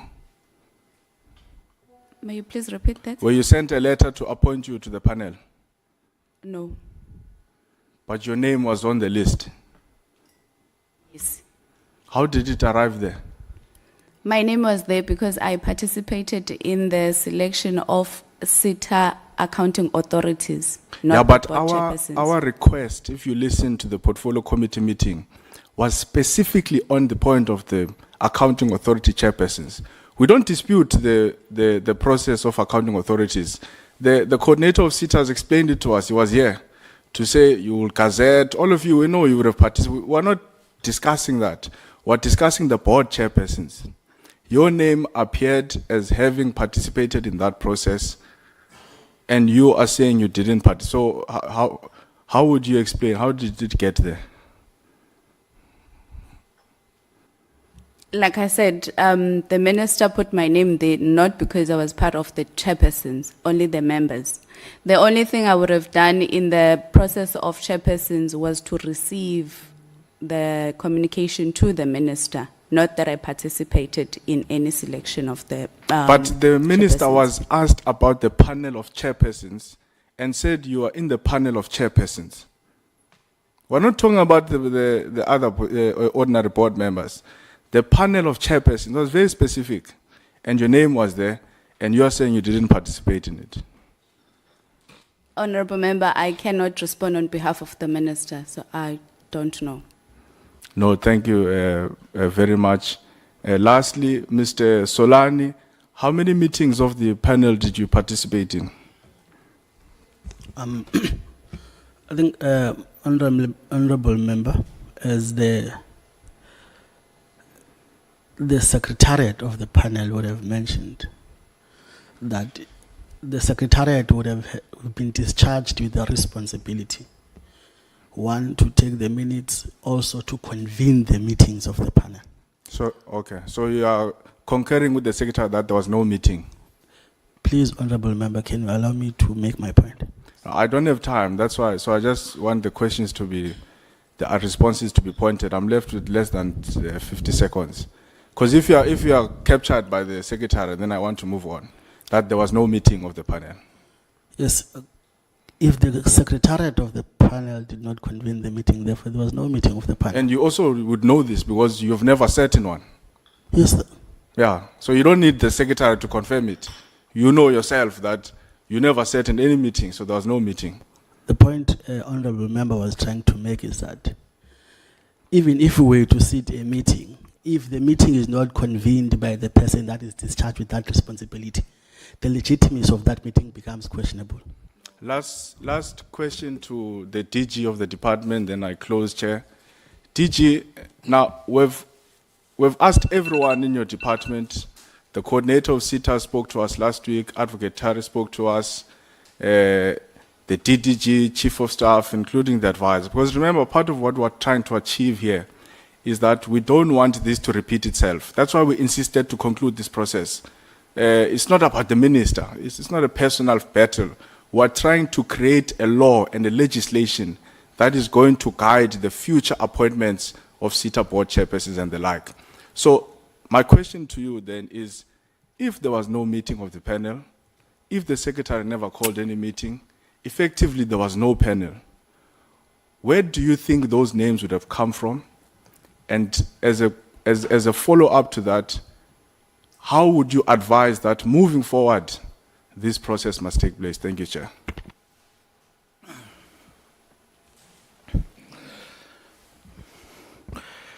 Thank you very much, Honorable Member.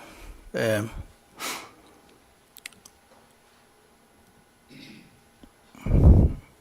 is very clear to me from what the colleagues are saying that there weren't any meetings that were held.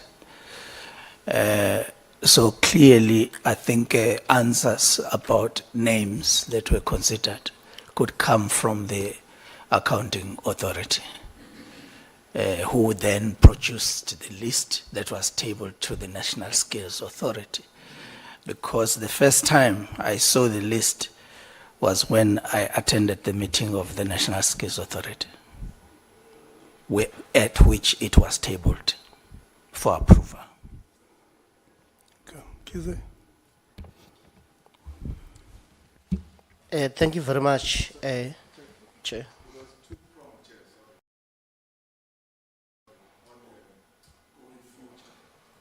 Yeah, your time had long expired, so it's grace. I'm giving you from my. No, now you are abusing it. DG. I think answer on behalf of all DGs, because the answer will be the same. It's important to give the accounting officers the responsibility so that you hold them accountable for administrative processes. So going forward, I think what will happen is that we'll have to follow the law, follow the policies, follow the prescripts of the law in terms of how these processes are. If we are unhappy with the processes, we amend the law and follow it, because it assists the transparency of the process. But we must also allow for innovation. For example, I have no problem with an issue of an independent panel. I can tell you, I have run national exams for this country for more than 20 years. Independent panels of examiners is what I've been doing over many years. We've developed processes for developing them. There's never been controversy. Instead, integrity of those processes has been the cornerstone of and hallmark of our processes. So I never had a problem with the notion of an arm's length team of people who have the expertise to support the minister to arrive at a set of recommendations. So going forward, I will still propose some kind of process a little distant from just the people who are there to process matters. I will still recommend that we write it in the law that such a panel is established. If we write it in the law, it will assist us to hold them accountable should anything happen in that regard. Thank you. Kize. Thank you very much, Chair. I will start with Mr. Solani. Greetings, member. Here you stated in your letter that you participated in the committee as an advisor to the minister. May you please share with this committee, how was your participation in the process? I think it becomes, because I would have been playing a responsibility of being an advisor to the minister and ultimately had received a appointment letter for advisor of the panel. So now it becomes very, especially in an event where the panel did not actually convene, to then say distinguish some of the responsibilities that we have discharged. But I would have been playing a role of being able to communicate as well with other members on certain interventions and what minister would have requested that must be done. So it becomes a thin line, in particularly in a process that we were saying there was never a meeting that was convened to sit as a panel. So basically, advisors provide technical advices, technical, procedural, as experts. I'm just looking to those specifically. Did you perhaps, one way or the other, give an advice or a recommendation of a particular candidate to be appointed after your expert consideration? So the honorable member is asking if I would have given a particular name recommended. Yes, as an expert, because that's why you're an advisor. Did you, one way or the other, advise the minister to appoint a particular candidate as per your expert understanding? I think the process would... Switch off your mic, yeah. Let me protect the member. They are here as panelists. So they are here to speak on the roles that they've played as panel members and not as advisor or chief of staff. Even their letters that we had written, the invitation is clear. We want to know their roles or the roles that they've played as panelists. So let's stick to the issue of them being panelists and not as Chair, an advisor. On the letter, he's saying he participated as an advisor. That's what he's saying himself in the letter. That's why I seek to understand how was your participation as an advisor in relation to nominations that were there, if you gave any technical advice to appoint a particular individual. But Chair, I'm willing to let go of this question if perhaps the respondent may not be able to answer.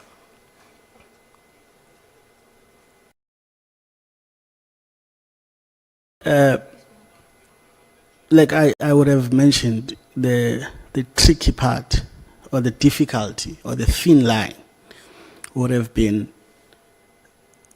panel member and an advisor on the side. So there was some confusion going on there. I would not say confusion. I did not mention. Please characterize it, sir. That is why I've characterized it that there is a thin line. That is my characterization of it. It's not. Okay. So Let it then me move, honorable member, respectfully. So, if you could clarify as well, did you play any role in the approval process of nominees? It's a yes or no kind of a question. And unfortunately, member, I would have to respond, and please allow me to do that. I think if the panel have not said to convene and recommend, and so it means that that part is out. Secondly, the question of approval of names is solo on the powers given by the Skills Act to the minister. So it's a minister that would have approved names. I do not have the capacity to approve names. Okay, thank you, member. May I move to Ms. Rulani Ngwenya? And you are stating in your letter that you participated in providing secretariat support function, but you were not involved in the approval process of nominees. Are you aware of any of such process that took place? If yes, may you please clarify for this committee, what was that approval process, if any, took place?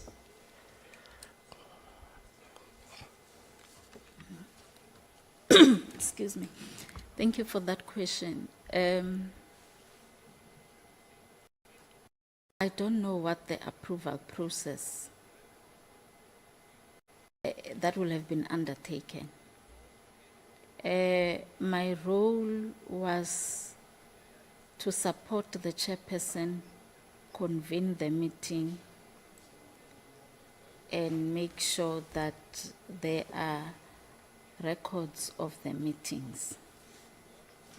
The understanding, and I'm saying this as a practice of what will have happened in other committees, was that at the conclusion, a report will then be generated.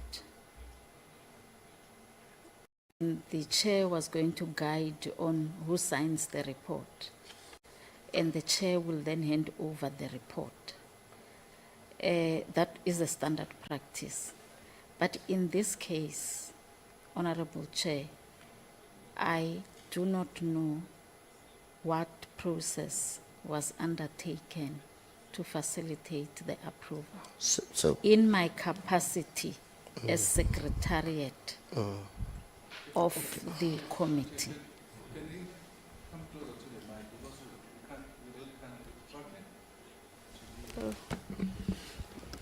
I apologize. I apologize sincerely. no, I think I got the response. For the sake of time, Chair, and I hope you paused when you were talking, Chair. So I will move quickly to, okay, before I move, I just want to put on record, Chair, that it seems nobody knew what was the process and if it took place. And that should speak volumes to how the minister conducted herself. If the technocrats around her were really clueless if things happen and what processes are followed. I'm moving to the last point. I'm going to Ms. Nerisiwe Semane. You are putting in your letter, ma'am, that you did not participate in the selection and recommendation of SETAs Accounting Authority chairpersons, but you participated in the recommendation of SETAs Accounting Authorities, not Board of Chairpersons. Are you aware of any meeting which was dealing with the Board of Chairpersons? If yes, how was it conducted and who took part in making sure that it is organized? Thank you, Honorable Member. No, I'm not aware. Of any? So clearly, Chair, things were happening in the evening somewhere, and that should somehow be part of our substantive report as the committee, because clearly There's no crime scene here that is identified. There's no process spoken to. Obviously, you can see how the greatest son or child got into. Thank you the very board. much. Honorable Khakha. Yeah, we're on number 5. Let's go. Yeah. Sorry? Yes. Kelebo Modula Stulo. Mengwenya, why, if you were appointed the secretariat of the committee or the panel, what informed your decision to not set up or convene the panel?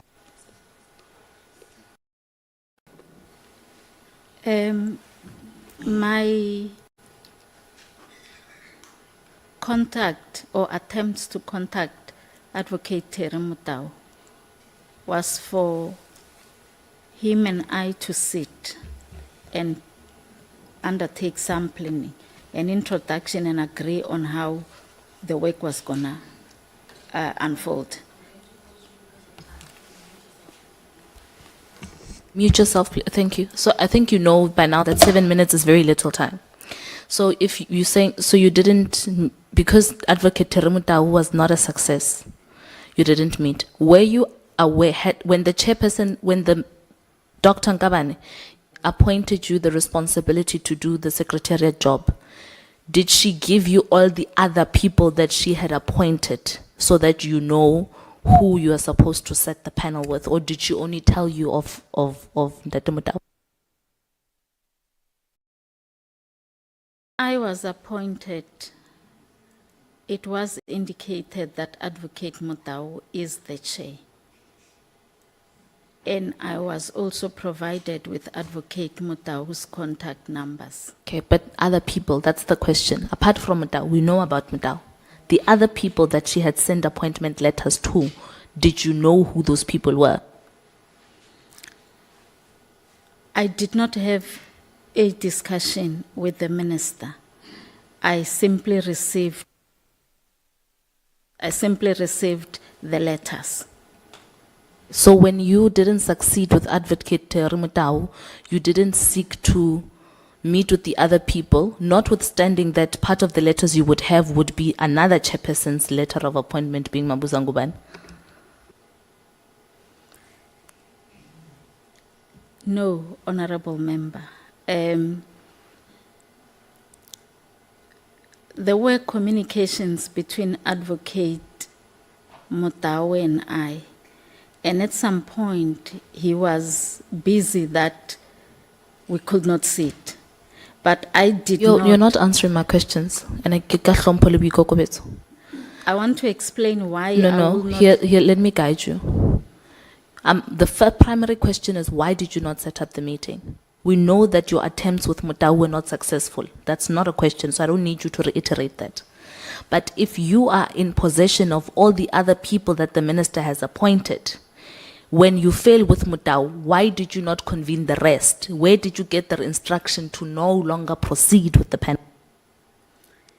There was no instruction to no longer proceed, but there was never a conclusion between the process I was embarking on with Advocate Mutau. So it never got to a point where he said he's no longer participating. It was just that the times were not aligned. And so by coincidence, you just left the process as is because you're like, I don't know where I am, and you did not consult anyone who did not give you any instruction. I think the process was then overtaken by events given the delay. DG, Sishi, you, on the meeting that we had on the 30th of May, I myself asked the department, including yourself, if anybody knew anything about this panel. You said you knew absolutely nothing about this panel. Now today you're sitting here saying that you have never been allergic from the onset of the idea of a panel justifying its work. That being said, is DDG Ngwenya lying when she says that yourself and Minister Nkabane, together engaged her about the setup of this panel, resulting in a letter that appoints her for secretarial functions of the panel? I think consistently, each time I've been asked the question, I have indicated I've never been involved in the appointment of the panel. Secondly, the minister herself confirmed that I've never been involved in the setting of the panel. But all this other time, I'm still the DG, which means there are certain things that can happen. For example, the movement, because that's what she said, the movement of the function to the branch that she's responsible for. I'm going to pause you. Okay. I'm pausing you there because I've heard you. It's fine. So the confirmation is that she's not lying. You were aware because you're the DG and you're her line manager. There's no way movements to functions can happen without her. That's okay. Ndata Solan, I don't know if did the former minister consult you as her advisor in ministry before she signed the final appointment letters?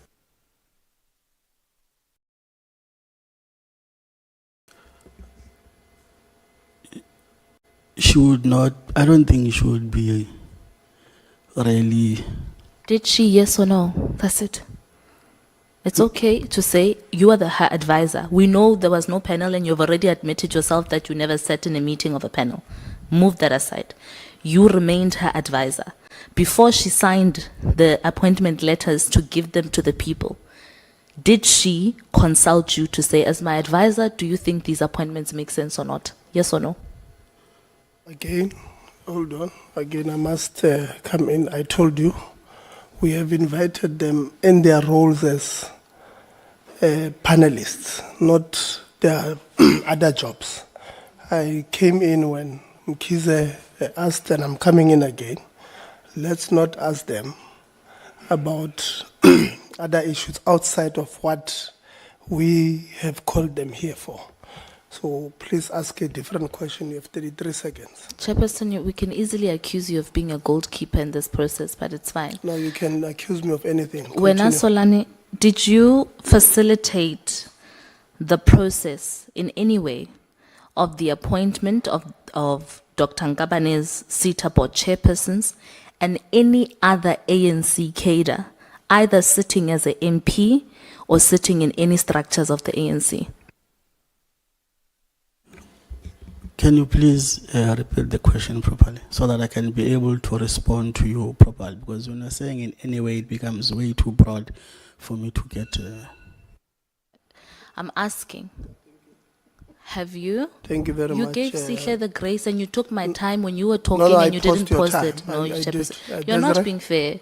Chairperson, you come in. allowed Lonzi Grace to conclude on a question. Seconds later, it was you must 11. be You're consistent. speaking over the chair again. No, but you're being a You are bully speaking over again. the What chair. are you hiding, Switch off, Debokholisi? switch off your mic. Why do you not want us to engage with these Honorable people Kakao, honestly? I'm warning you. You are warning me because you do not want the Honorable truth to Kakao, come out about what exactly happened stop here. acting. I'm not We're not on acting. I am not acting. You are. You are bothered because you have something to What's hide. the point of order? Yeah. No, she's acting. It's okay. Honorable. Chair, yes? order. Yeah. Or chair. Yeah. You see, every time in this committee, we are not going to have this dialogue to take place at the presence of the South Africans who would want to know what is happening in the country. Yeah. If you have overruled, we have overruled. We listen to you as the chair, then we proceed. My worry is that we are degenerating and we are not getting to the bottom of this. Please. No, I hear you. People think we're acting, we're on TV, we're on Movango. They're just doing it for that. So we understand. We've got a duty here too. Time is done.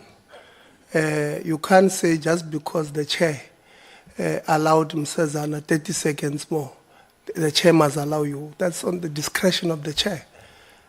So I'm not giving her because the questions are not is asking questions that I've overruled on Mkize. And you are wasting time on this one. Desiree, let's go. And I've said, you know, I'm going to be very strict on the rules and ask people to be removed in our meetings because they know the rules are that when the chair speaks, you don't speak over the chair. But we've got people who want to trend and create content at the expense of the work that we're supposed to do. Desiree? Chair, thank you. I'm going to ask my first question to all three the members that spoke, the guests that spoke. And the first one would be that, first of all, do any one of you believe that your employment status is in danger for appearing here today? That's the first question to all three. The other question I have is to Mr. Sulani specific. Give them to answer the question. Okay. Yeah. There's a question to all of you.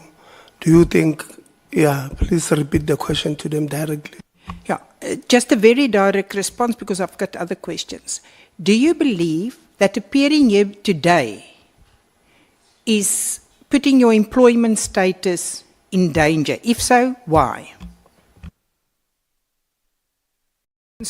With Ms. Ngwenya, Ms. Samani, and then Mr. Thank you, Honorable Member. I will not necessarily say it puts the employment status in jeopardy,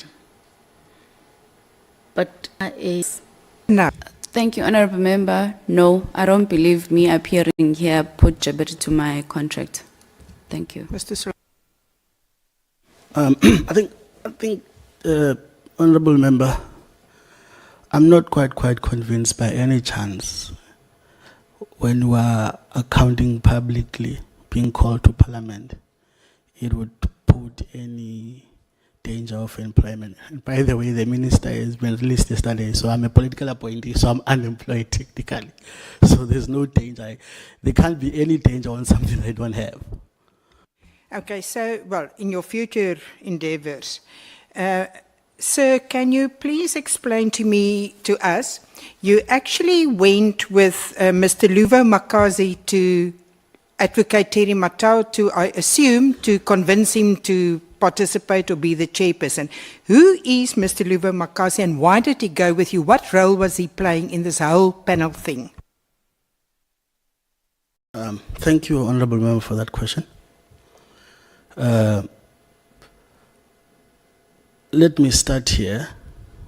So Luvo Makasi is an admitted attorney that many years back was studying at UWC. I was also studying at UWC.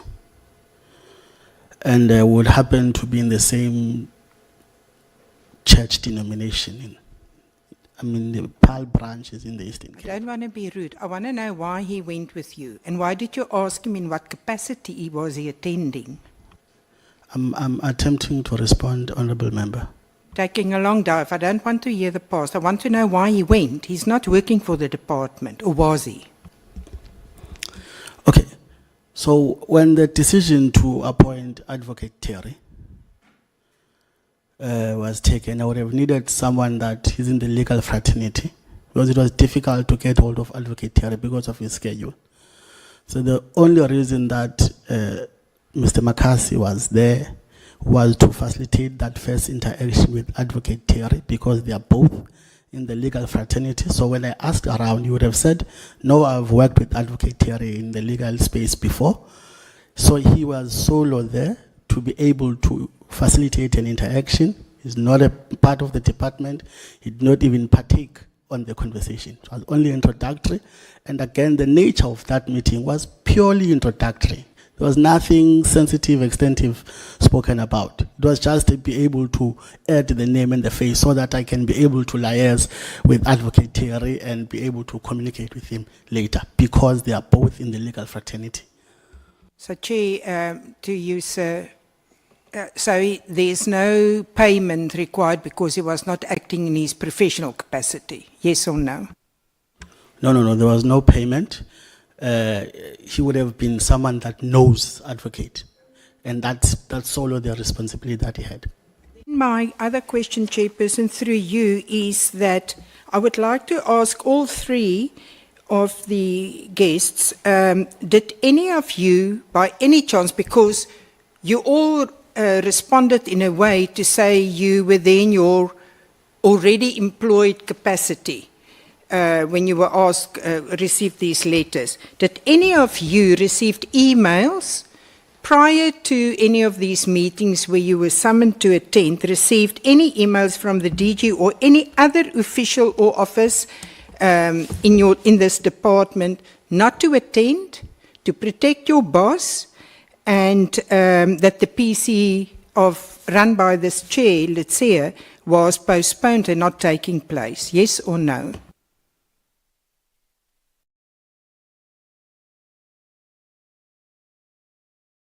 Mr. Solani.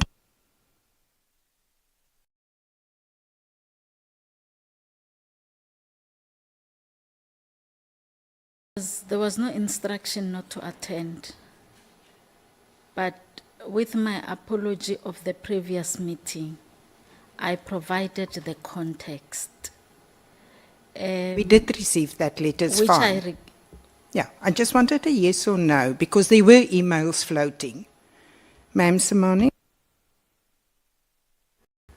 Thank you, Honorable Member. No, I did not attend the meeting because I was off sick. Thank you. My question is not that. Did you receive emails, whether you adhere to them or not?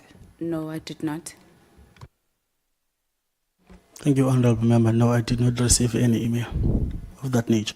Then, Chair, in conclusion, I would just like to ask, there was a question raised on Friday that the list was emailed to the Minister and the DG was CC. Did he receive the list via email? Because he just said he didn't see the list or was involved. So I just wanted to have a yes or no.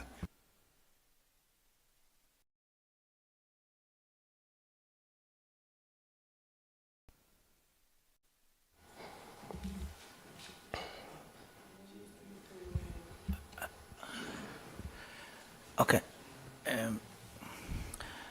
I saw that list crash when the panel has been appointed, chairpersons, but I don't appoint them. So when they perform their duties, they don't see a need to account to me because I'm not there. I've never appointed them.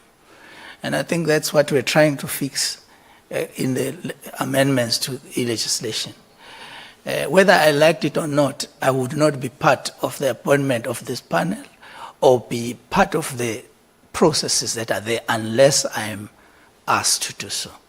And in this case, I was never asked, and because I was never asked to do so, but I was aware that processes are moving, because the accounting authorities whose task it is by law to do so was handling the matters. So I think, Honourable Member, I trust I tried to. Yeah.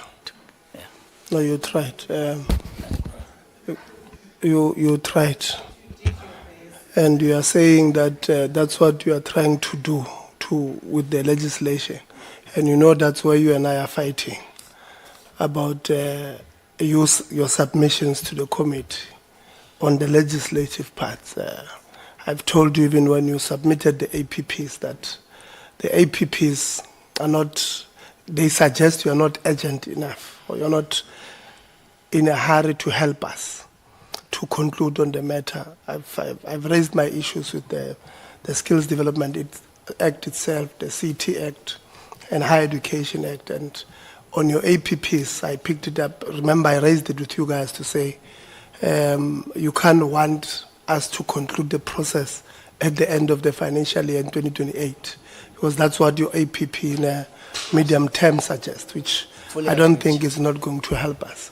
So we have agreed now that you have this opportunity in September to relook into the issue of the APP. Will do better in terms of what we want to achieve with the acts. Agreed. Thank you. Honorable Msazan. No, thanks, Chair. I'll be very precise.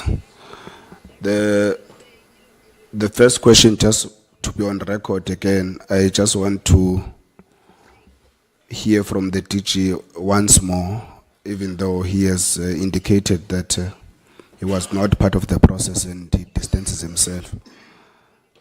There is an assertion that you were part of the process to only a degree of reallocating the responsibility to the DDG Ngwenya on managing the nominations of the non-executive board members of the entities program.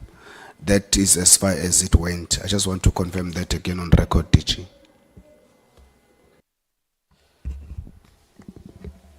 The SETA coordination team does not sit with the corporate services. So all the time in the years, they were responsible for the administrative part of this.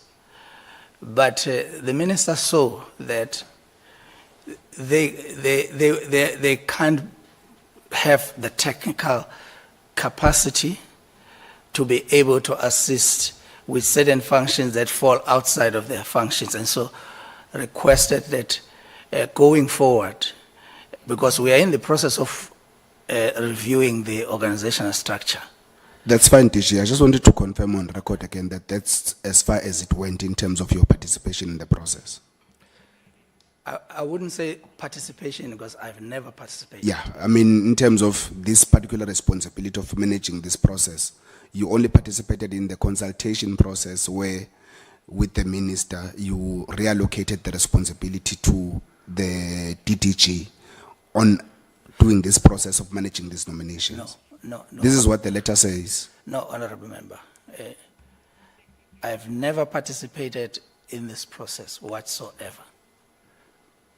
And DG, I'm referring to the letter, the response letter from the DDG that says, in September and October 2024, following a consultation between the DG and the minister, a decision was taken to relocate the responsibility for managing nominations for the non-executive board members of the entities to this program. So I'm asking, for record purposes, that this is as far as it went in terms of your participation in this process, because this is it's undertaking the same process of these nominations and all of those things. So that's as far as it went in as far as your participation is concerned. No, or rather, this is not participation. Yes, absolutely not. It was just consultation, as a by the way. It was also not consultation. So this is a lie. The function to appoint. Now you're playing with English, DTG. I'm asking about this response to say this is the only thing you did in this process, the function, or however you want to. If it's not consultation, the function, however you want to explain it. No. Is this correct, or is this the DTG lying here? Firstly, I can't speak on behalf of the DDG. No, I'm referring to the response. So you would have disputed this if the DDG is lying. I understand her to be saying what I have indicated to you. That's what I understand, but I'm not the one who wrote that letter. She's the one who wrote it. She can explain for herself. Okay, she thank has you, already thank you, apologized for having made an insinuation that I might have cancelled the meeting, the preparations for the oncoming meeting. She's already done so. And so I've accepted that there could have been inconsistencies in the letter as she was trying to explain herself. So you are saying that the DDG is lying by saying this? No, I won't say that. I won't. Okay, DDG, did the DG play this particular role in consultation as you are indicating in point 2 of your letter? Because the DG said he played no part in this process. But in your response, you say, following consultations between the Director General, Dr. Sishi, and the Honorable Minister Trankabane, a decision was taken to relocate the responsibility for managing nominations. So, is this accurate, or are you also going to apologize for this? Because the DG is now mentioning something I wasn't aware of, where you have apologized for, I don't know, misrepresenting his participation. When I was I was informed by both the minister and the DG about that discussion following their decision, that from now on, finalizing the nomination process for boards of entities, councils for TVET, NN, will be coordinated from corporate services. So you maintain that the DG was part of the process of that consultation and the minister. You stand by what you wrote here, so that I move, please. Yes, when I was in. Thank you. No, if you stand by what you've written here on record, thank you very much. You state that you were informed in March that the board chairperson is Advocate Mdao, but again in a response by Chief Director Ngubane, you indicate, Mr. Ngubane, that you were initially appointed as the board chairperson and you decided not to respond. Maybe I want to first understand your decision not to respond to the accounting authority. What does it entail? Can you just decide that because you view the appointment as flawed or unnecessary, you decided that you will not respond to the accounting authority being the minister? Mr. Ngubane. Thank you very much, Honourable Member. I explained on Friday that... I was not here, that's why I'm asking the question. Sorry. I explained that I did not respond because I viewed the appointment as part of my normal responsibilities. I understand, that is what is written here. So I'm just trying to understand again that can you just up and decide to not respond to the accounting authority, and then the accounting authority then decides to appoint someone else as the chairperson? So is that how you operate in the department? I did not respond. Okay. That one is true. No, there was another question to the... No, I'm done, Chair, but can I get the response from the DG?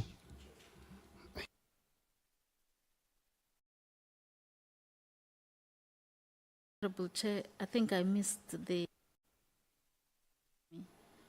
Sorry.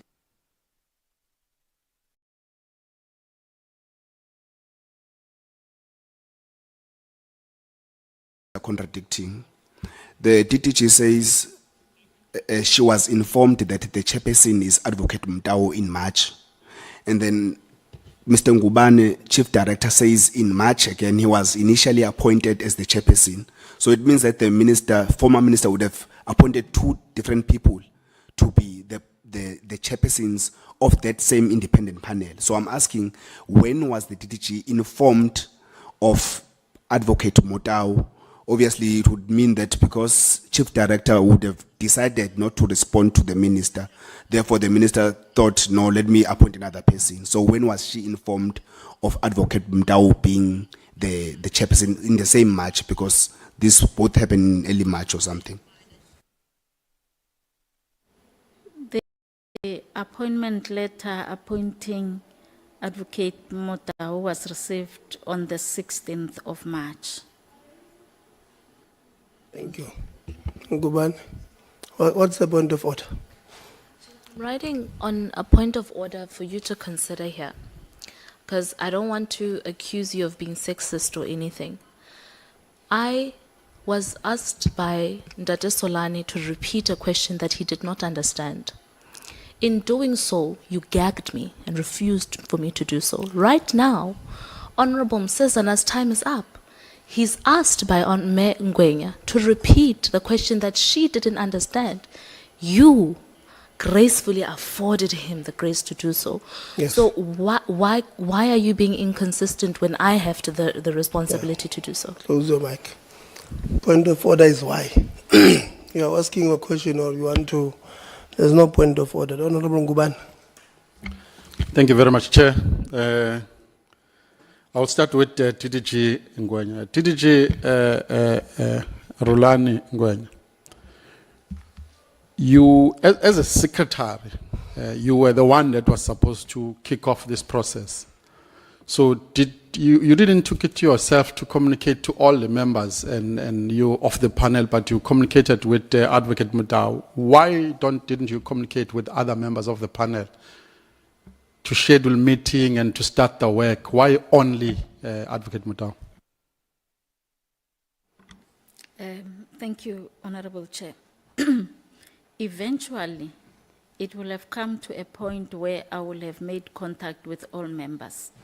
But at the beginning, it was to introduce myself to Advocate Terry Mutau and get to understand what type of support he will require and how we are going to unfold. Once we've agreed on that, one of which will have been, when is the meeting, the first meeting taking place? And I will then have gone to invite the others. But I thought it was courtesy that he just does not see an invite when he's the chair and he has not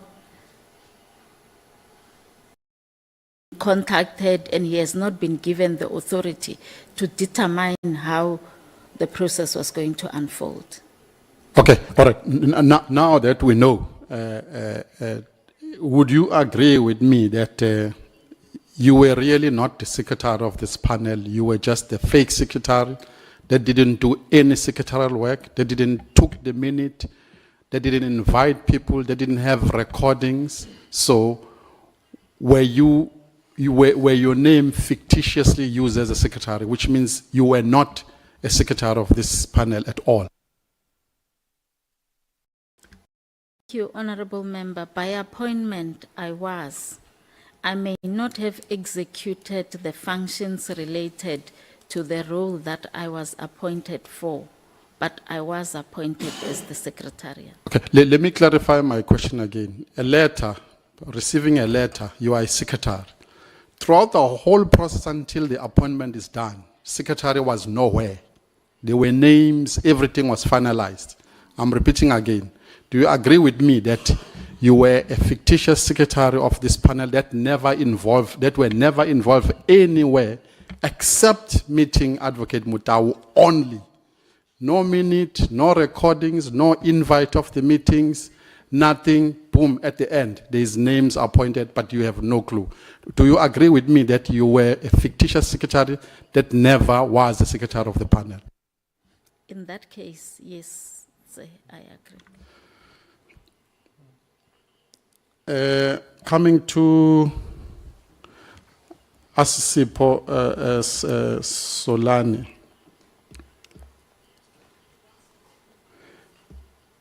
Asisipo, would I be correct that the whole process of appointing the board chairpersons, you ran it alone and only alone from the start till the beginning, and you were the one that was running this show for the minister?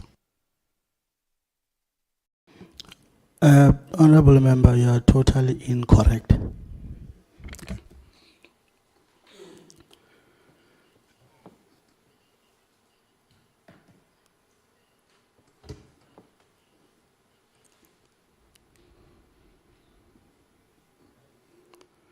DDG issue.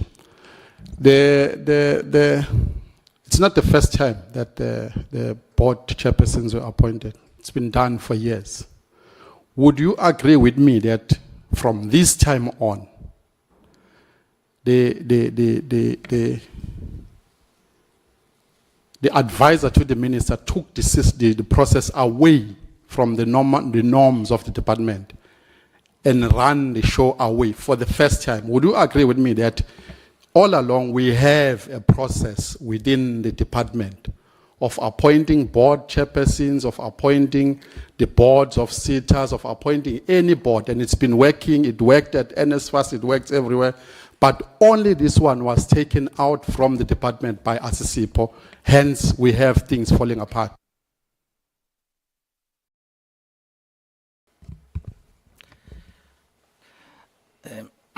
Honorable Member, if I look at two processes, the one in the past and the one this year, they are different. And I think that is what I can say. They are different, and what makes it different?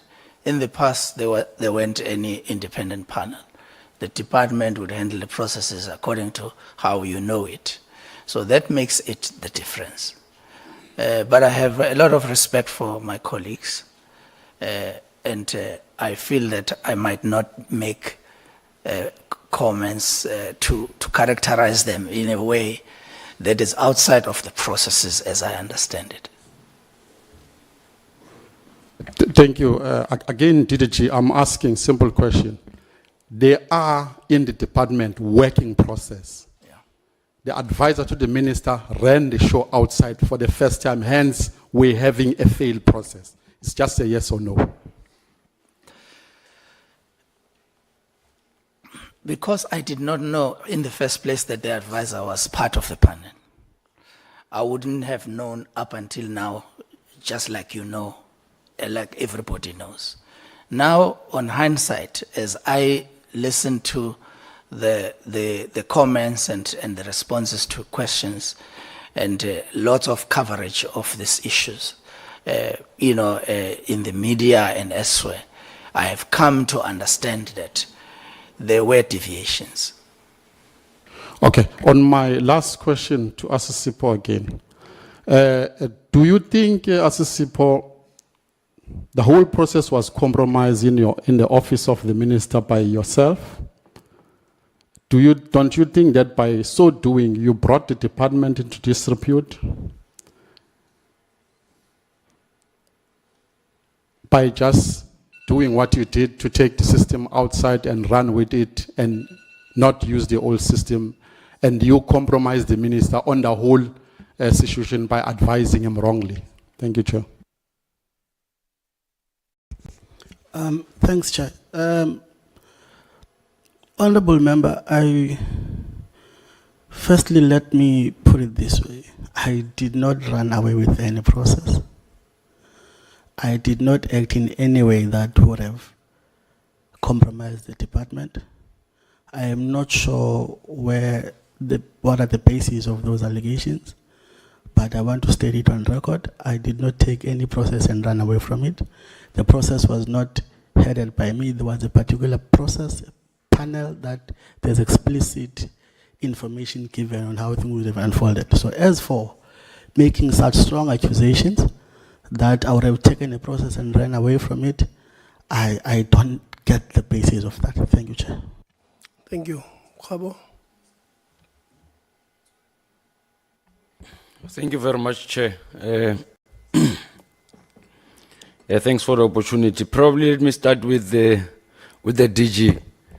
DG, for how long have you been a DG of this department? 4 years. Okay. Can it be on record, DG? Yes, from 2021. From 2021? Yes. All right, no, thank you. Let me start my question firstly with Mr. Solan. My apology if I do not pronounce your name properly.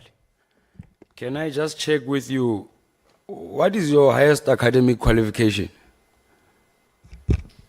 I hold a master's degree in political science. Master's degree in political science. All right, thank you very much. How many times have you met Advocate Terry? I met Advocate Terry once. You met Advocate Terry once. Okay. Who accompanied you to that meeting of Advocate Terry? Mr. Luvo Makasi. Okay, between you and Mr. Luvo Makasi, who reached out to Advocate Terry firstly to secure a meeting? I would have attempted to get hold of Advocate Terry, but I would have needed someone that knew him. So because Luvo Makasi is in the legal fraternity, so as I would have asked around people that I know that they've been in the legal space.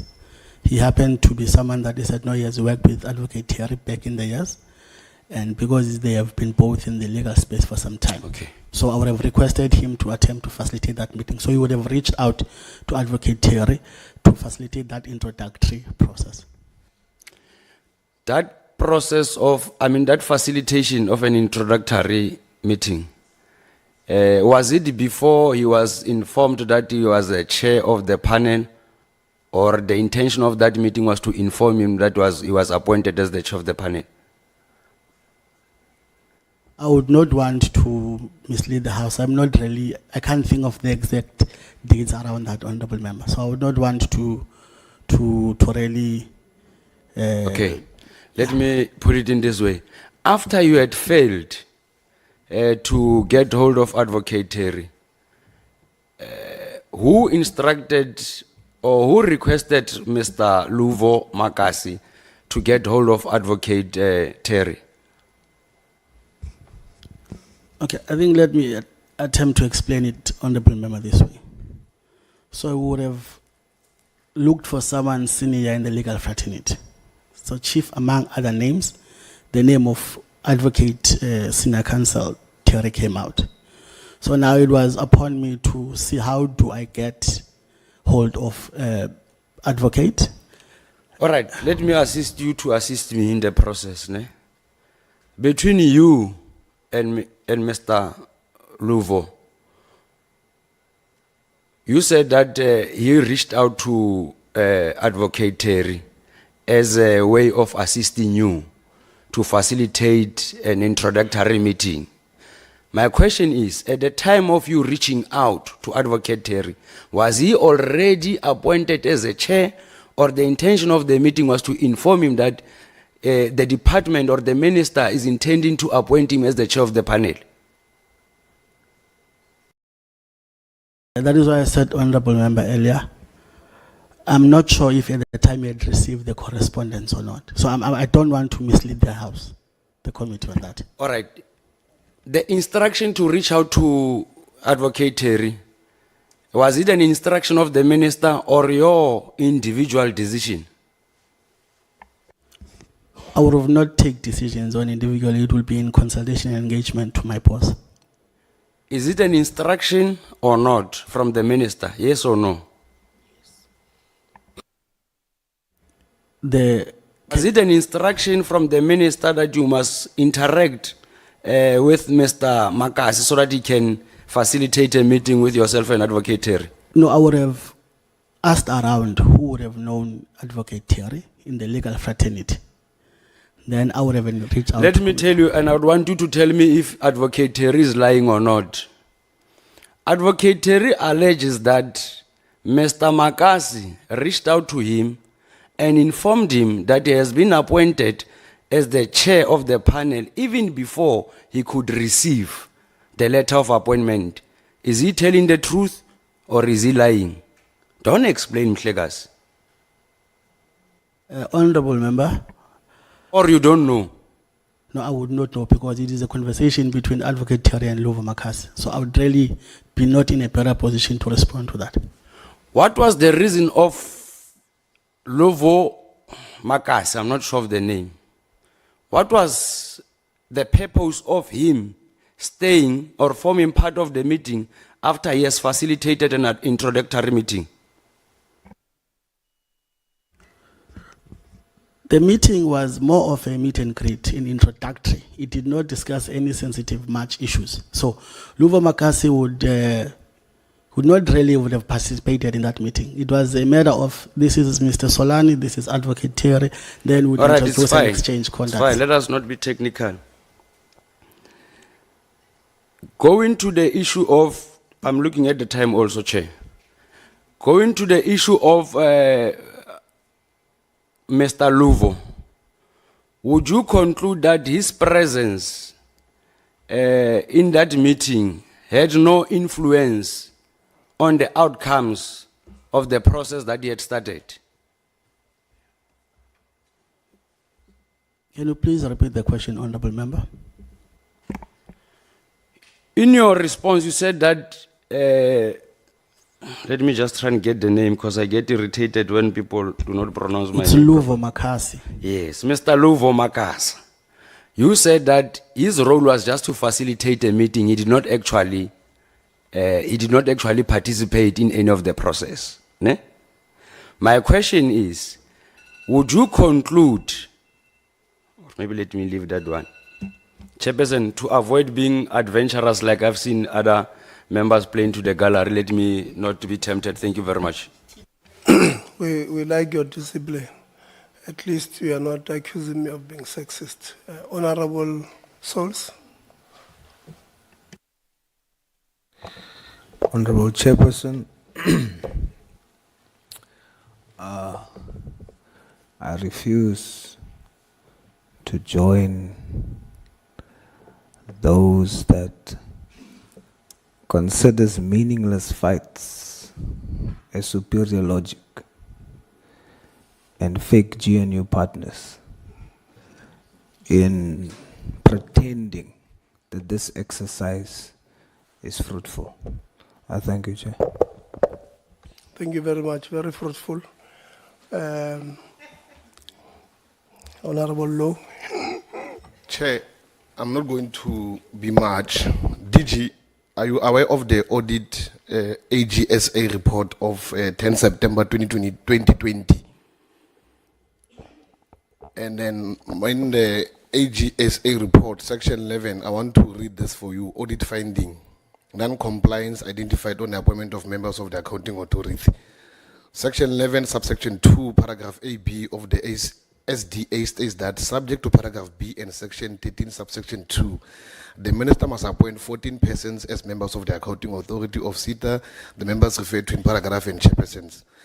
Are you aware of the advice the AG gave to the department while you were in the department?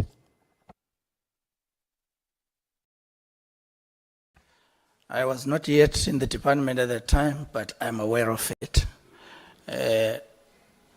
And I can explain. No, it's fine, don't explain. Okay. So, DG, who does Ndado Gubani report to? Does Ndado Gubani report to you or to the minister? It's to Mr. Mvalo. Who does Mvalo report to? Mr. Mvalo reports to the DG. Okay, I'm a bit lost and confused. You are the Director General of the department. You preside over the administrative authority of the department. Your duty is to advise the department on any other matter. And any other correspondence that arrives from the department, who receives it is not you as the DG. Okay, I think I understand your question. No, I've not asked the question yet. Wait. Inkekele mongwe ke go kopa re bogile ke ngena for 3 months jana o inkekele le nna ke la ke khonegile ke na le depression ya go department ga e diri tsone bana ba safara ga gona di allowance and digate sip e tshwana ka ko maspaleng a re ene ga itse gore why di fleet di tswile go maspaleng and go tsa gona go respond towards that. So inkekele pele mongwe o arabe se ke go botsang shone ke lebogile yanong DG ke a botsa. Are you saying you as the Director General, you wouldn't know or you wouldn't advise the minister, albeit that you are not appointing, on any administrative issues that concern the department? Thank you very much. The law prescribes that this process is the process that is located within the ministry, and the minister is responsible and not the DG. That's the inconsistency that causes the issue of an official supporting the minister, but the line at that time does not go through the DG. To fix it, you fix the law. And at this point in time, that's what we are working with. DG, I'm asking, by the time when the names were given to you as the DG, wouldn't you advise the minister otherwise based on the fact that you knew about the AGSA audit outcome that advised against the same process? Thank you. The names were given to me at the same time as they were presented to the NSA in a meeting. That was the first time I got to know about the names together with all members of the NSA and the rest of the public. DG, as the DG, when you got about the name, what was your reaction? What did you do? Okay, when I got when I received the names, my reaction was, I wish DGs were involved, because they would be able to provide guidance and advice. Honest and fearless advice. And that's the character of the Sishi, that is the DG of higher education. Honest and fearless. Chair, I'm not going to ask questions anymore. That is all I need. Before that, I'm going to give my closing. Is it allowed that you consult outside the department without having to consult the legal department or department out of your own will, as per Labor Relations Act and as per the policy of the department? I think on the legal issues, the vintage point becomes a department. Now, what informed you to go and get your friend or your comrade or your colleague to come and advise the department, whereas he does not have jurisdiction? I don't have any recollection, Chair, where I would have said someone outside the department gave a framework and advice to the department. I don't know where the member might have got that. Sorry?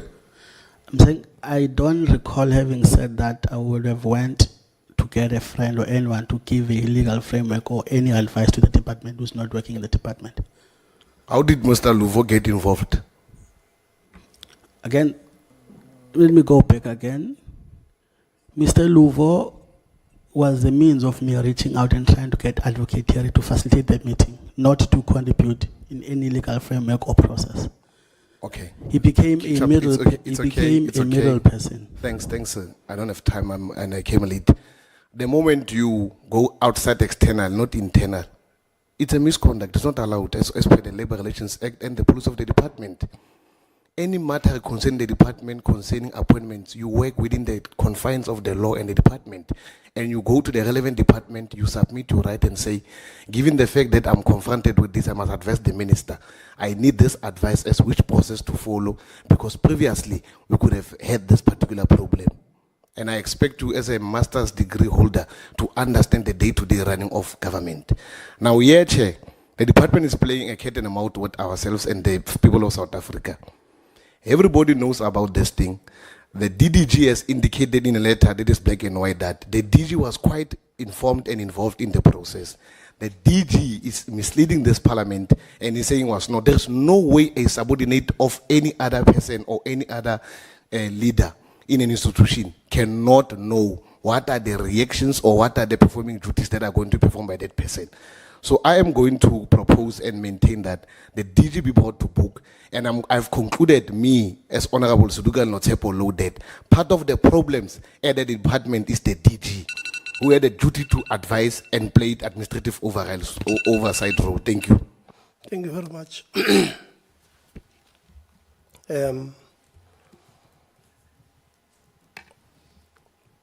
So this is where, okay, DG, you can come in. I would request your protection. Firstly, I received a letter saying that I might have led to certain officials not attending the portfolio committee meeting.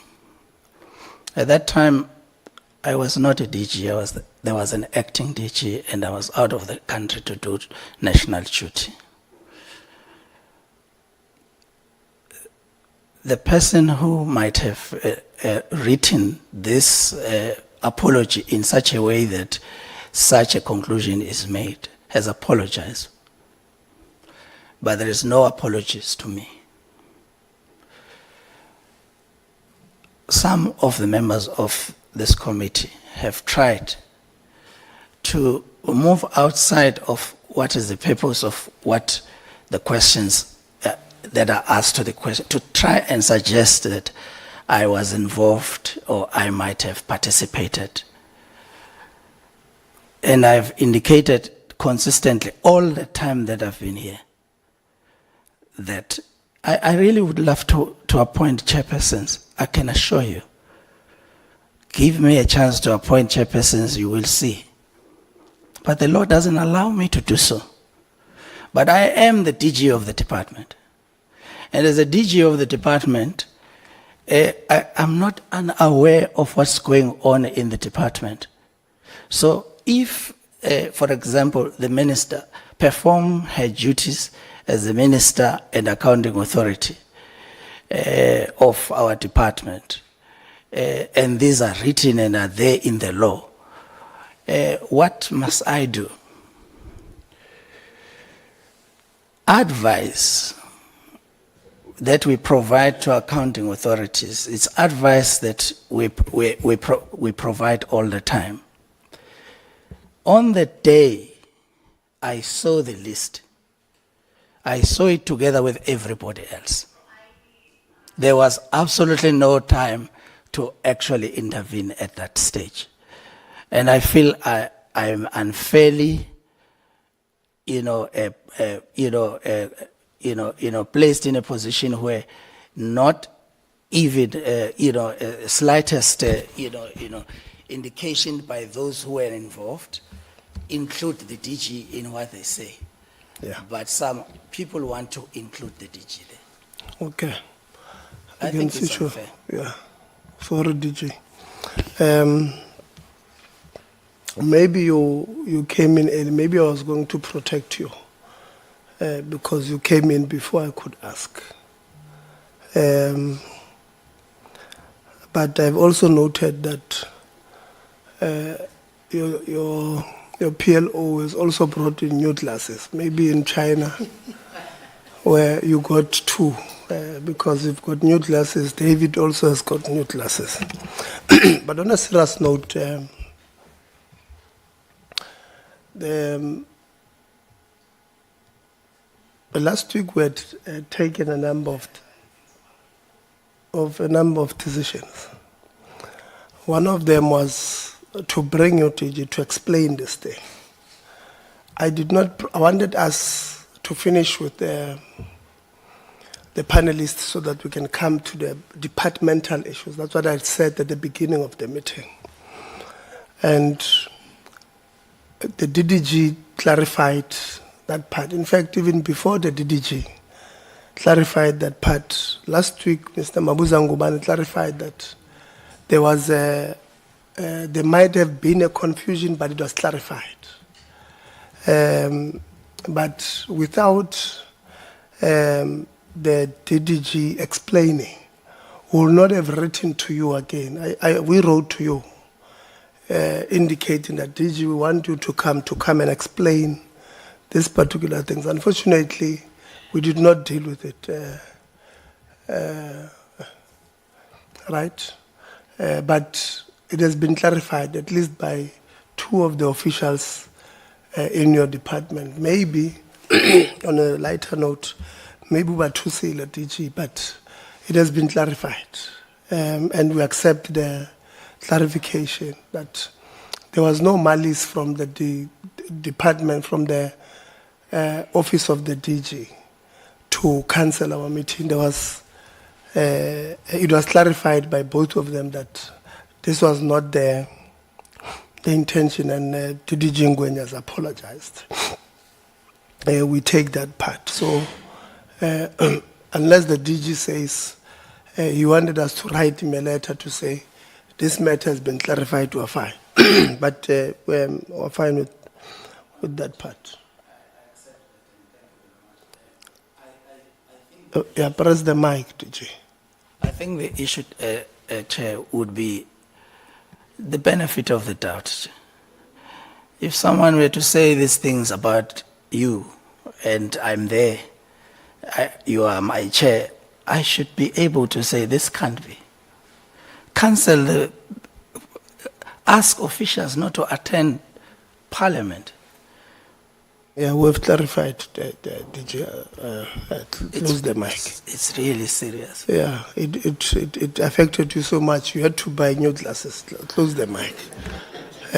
So that we continue. I think what is clear here, members, which I think you'll also agree with me, is that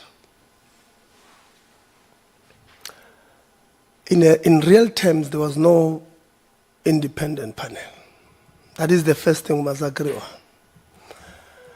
Maybe there was an intention to have a panel, but it was not implemented in a true sense of the word. Because people may have received the letters, but they did not even know what their roles would have been. But the intention was there to bring in this independent panel. I think that's the first one who must agree on, that there was no panel. Maybe there was an intention to have the panel, but the panel did not exist. Also indicate that there was actually no need in our meeting, including on the letter of the withdrawal of the chairperson from the minister on the 15th, on the 16th of May, to say that there was a panel that dealt with this issue. There was no need. Section 11 of the Constitution, the Section 11A, 1A of the Skills Development Act empowers the minister to appoint chairpersons on her own, on a process that she can deem fit, as long as she can explain it. But it's up to her how she appoints. And if the minister would have said, I, as the minister, have appointed this particular people, I don't think would be here, would have brought in people from the department. They've got serious job. We have a lot of vacancies in the department. Should be busy there with those things. We've got principals and TVET colleges who are not appointed, who are supposed to be, who will not be here. And I don't know how many times we've taken officials from the department from doing what they're supposed to be doing on this matter that, in my view, could have easily been avoided. Could have avoided this thing, DG. It could have easily been avoided. If there was no panel, like we believe that there was no panel, there was no need to say there was a panel. In fact, these members would have been lighter today. But how the panel was brought to the attention of these members, it would have been that there was retired, experienced people with serious governance background from outside, independent. And when we received the names, there was only Advocate Muta was independent in a real sense. Because 2 are from the department and 2 are from the ministry. That can't be independent. Right? So that could have been avoided. And I agree, Honorable Lonzi, that there are certain acts that we must deal with, including the Skills Development Act that deals with the appointments not only of SETA board chairperson, SETAs, NSA, NSF, and when we deal with it, we must deal with them clause by clause, DG. That is why when I criticized your legal department, in that meeting of the 30th, the chief director there of legal stood up when we gave her a mic, I can't remember to say what. Somebody said, I think Honorable Loans was saying capable legal department. And she stood up and said, we are the dumbest according to Honorable Litsi. We have never said they are dumb. But we have said to them last year when we met in November, in our first threat plan with yourselves, we said, give us clause by clause. Because we want to have a bite on what needs to be done. And you remember what they bought the one pager there. Then they tell us they did not understand what we wanted.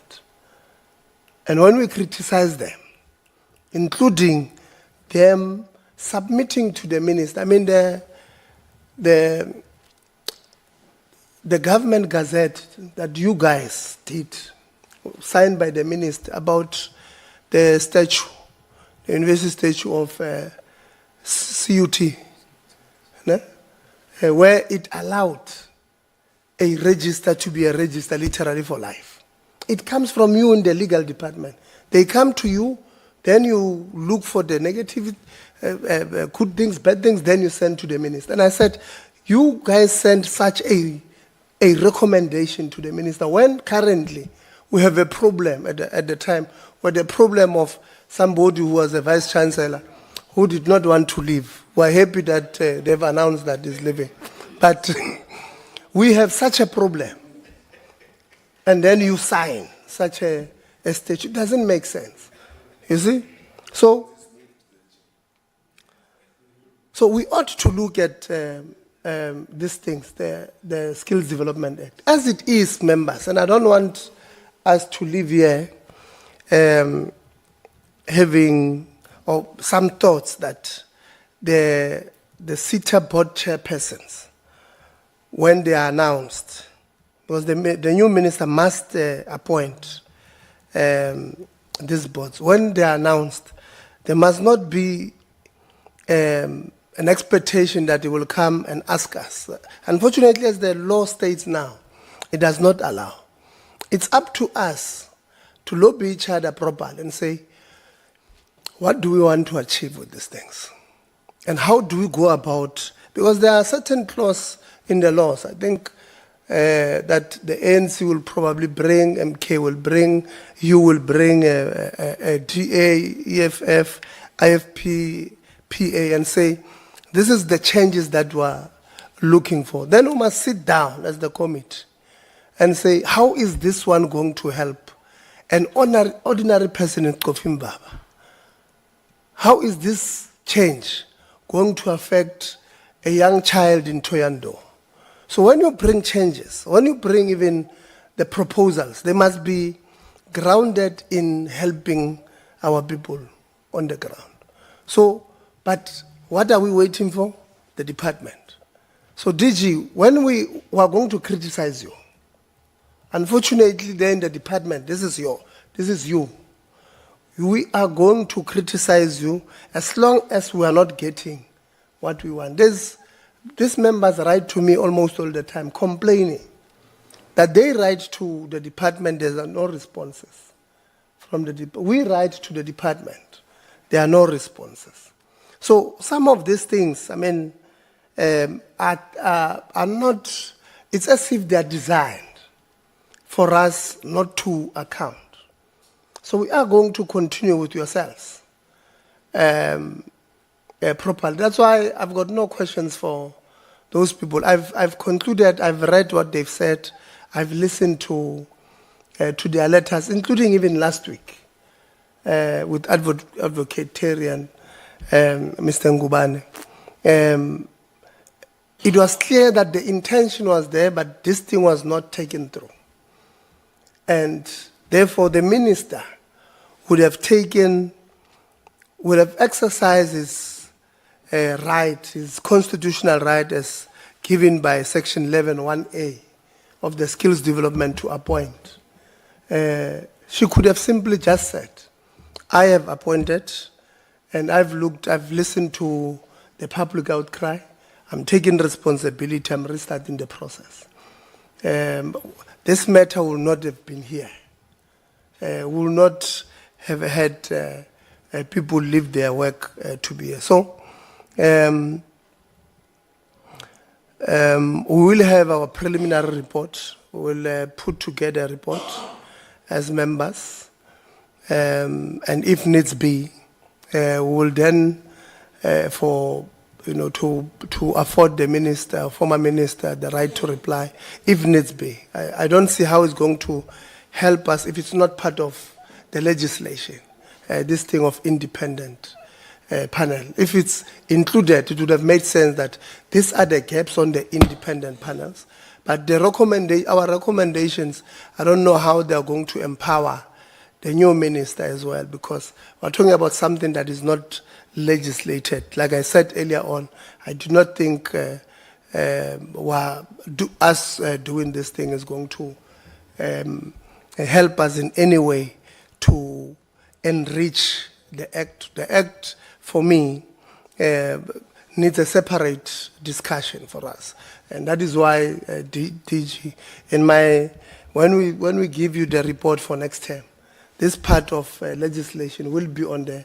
There's 3 things that we have agreed with you guys that you must go prepare for next term. We are going to be a little bit serious because there are certain things that we should be fixing easily. So we are going to including the legislation in the next term. I think members, we will engage colleagues with the department continuously. We want, I think at this stage you must, none of you here stood up when you are speaking and congratulated the new minister. I think you are very jealous. Instead, no, even in absentia, Honorable Guban, we're talking about the Guptas in absentia and you stood up, you know.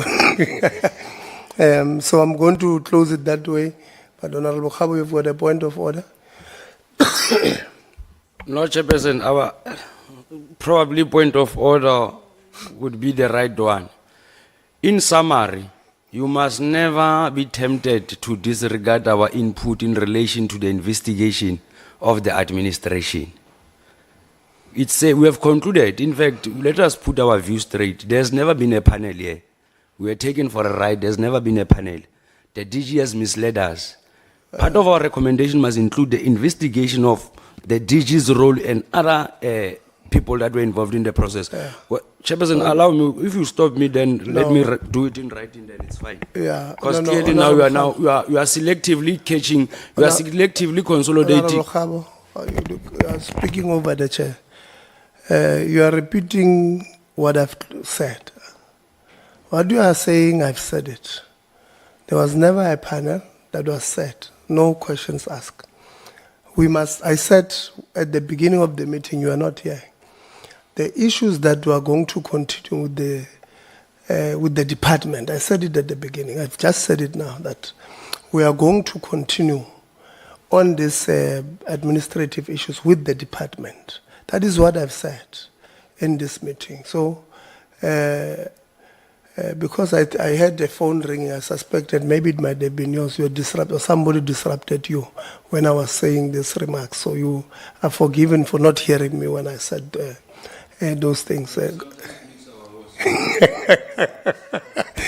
No. The words are clear. We'll continue with the department, and we'll close it at that. We want to congratulate the former deputy minister, the committee. Ourselves, we are congratulating. What's the point of order?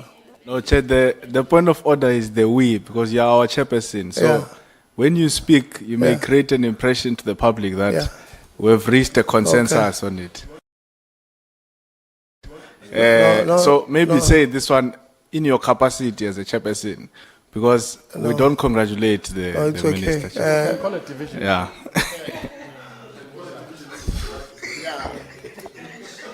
Honorable Low? No, Chair, we, including us, some of who are agreeing, so we can even agree to vote. We were agreeing. So it's okay, colleagues. No, don't worry. We are congratulating the new minister and the deputy minister. I heard Honorable Lonzi saying that he can't wait to meet the new deputy minister, a very capable woman, former premier, serious credentials. We congratulate them. I want to thank you, colleagues. What's wrong, Honorable Ngwenye? Thank you, Honorable Chair. You know, out of this meeting, there are reports and recording. And I think it must be clarified, because even in the apology did not say the Director General, said the office, someone in the office. So I thought let me clarify so that you don't see a headline that says the Director General. Thank you. No, thank you very much. We did say we have accepted.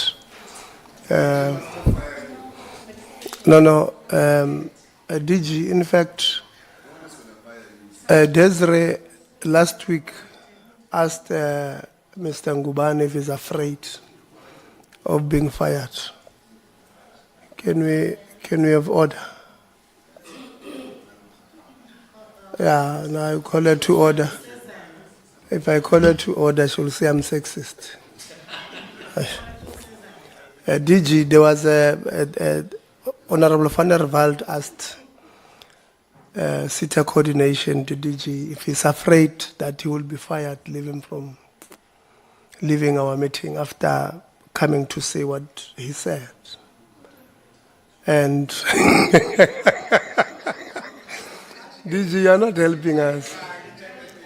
No, I think I agree with Honorable Khaba. I think DG is a problem.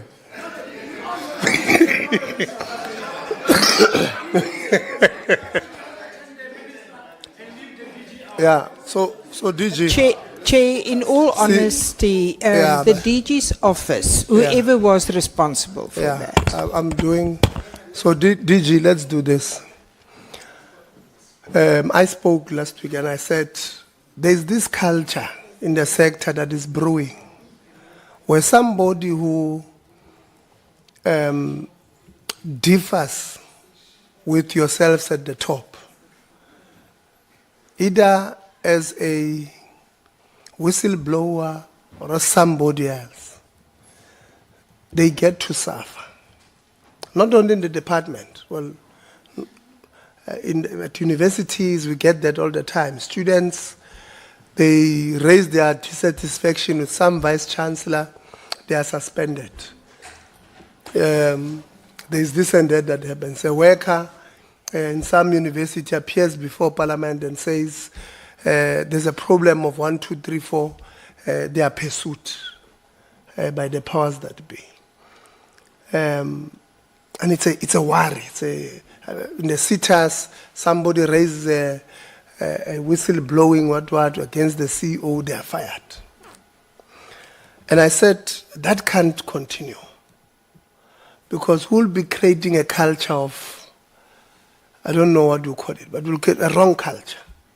So we have to put it to a stop. So it can't happen in the department, where tomorrow we're told that Didi Jingwe, your chief director, Mabuza, are fired on the basis of what they said. They said they were not part of any panel. And maybe the DG would have given them brief and said, you must say you are part of a panel. That can't continue. DG, we get a lot of complaints in the sector. That can't be. And when we write to you, some of these things, they end up in our laps. They are not, you can tell, this one, Parliament is not supposed to even be here. But when we tell them this, they even give us proof that we have written to this, a release of a certificate for TVET graduate. Since 2021, I've been writing to the department. No, why are you asking us for? Please write to the department. They give us proof. Since 2021, then we must enter. We write to you guys, please, man.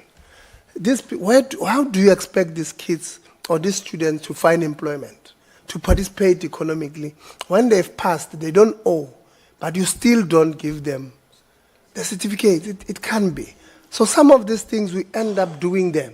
And that is why sometimes you accuse us of wanting to be, or encroaching of being operational. It's because your people in the department are not doing what they're supposed to do. I don't know how many students went back to universities this week who have not even received their May and June allowances. I don't know how many. It's bad.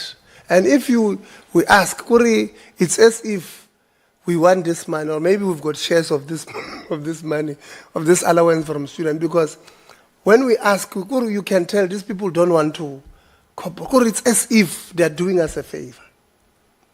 Well, we're not doing these kids, these students, favors. let's make sure. We have said we are going to interact regularly with NSFAS. I think when we open, it will be one of the first ones we're interacting with. When we meet with them, DG, we want to see progress. Please go tell them. We want to see real progress. I want to say, these are the accommodation providers who wrote to you and said you have not paid them. This is the number that has been paid. These are the students who your system says they are funded. They have not received their allowances from February. And this is the number that has been receiving. So asking you, these are things that you may take that they are simple. They are not. If you are stuck at rest, if you are lucky enough, by the way, because others, they stay in rest where there is no Wi-Fi, no warm water, because their accommodation providers have not been paid for so long. They owe municipality, can't pay, they can't buy electricity, they can't pay for Wi-Fi. So these kids wrote exams now, taking a shower with cold shower if they were lucky, that they even had water, right? They don't have Wi-Fi. So please, DG, when you bring, when we come next time, we're going to be very serious, and we're not going to take any prisoners. So this is how we're closing the meeting. What is the? No, Chair, I think I just have to give you the exact number. It's 27,000 of students that are returning, plus it's inclusive of returning students that have not gotten meals. 27,000 to be precise, so that when you give the DG homework, he knows the precise number that I got yesterday from NSFAS. 27,000 students. No, thank you very much. Switch. No, it's a very good exigence. It's like you got a call from the group that's giving you this number, but on a serious note, this is what we're talking about. So we're going to close our meeting. I want to thank you. Asisipe, I want to thank you, Rulane, Nelisiwe, for coming. I would like to appreciate.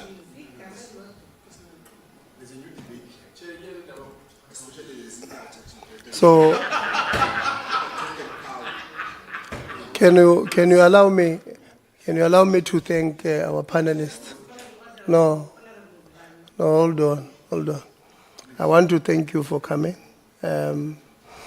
Sometimes people are afraid to come to our meetings because there's this bad picture that is painted about our committee. But you can tell, you see they're smiling, laughing all the time. So what you've seen out there, it's not true. These are very good people.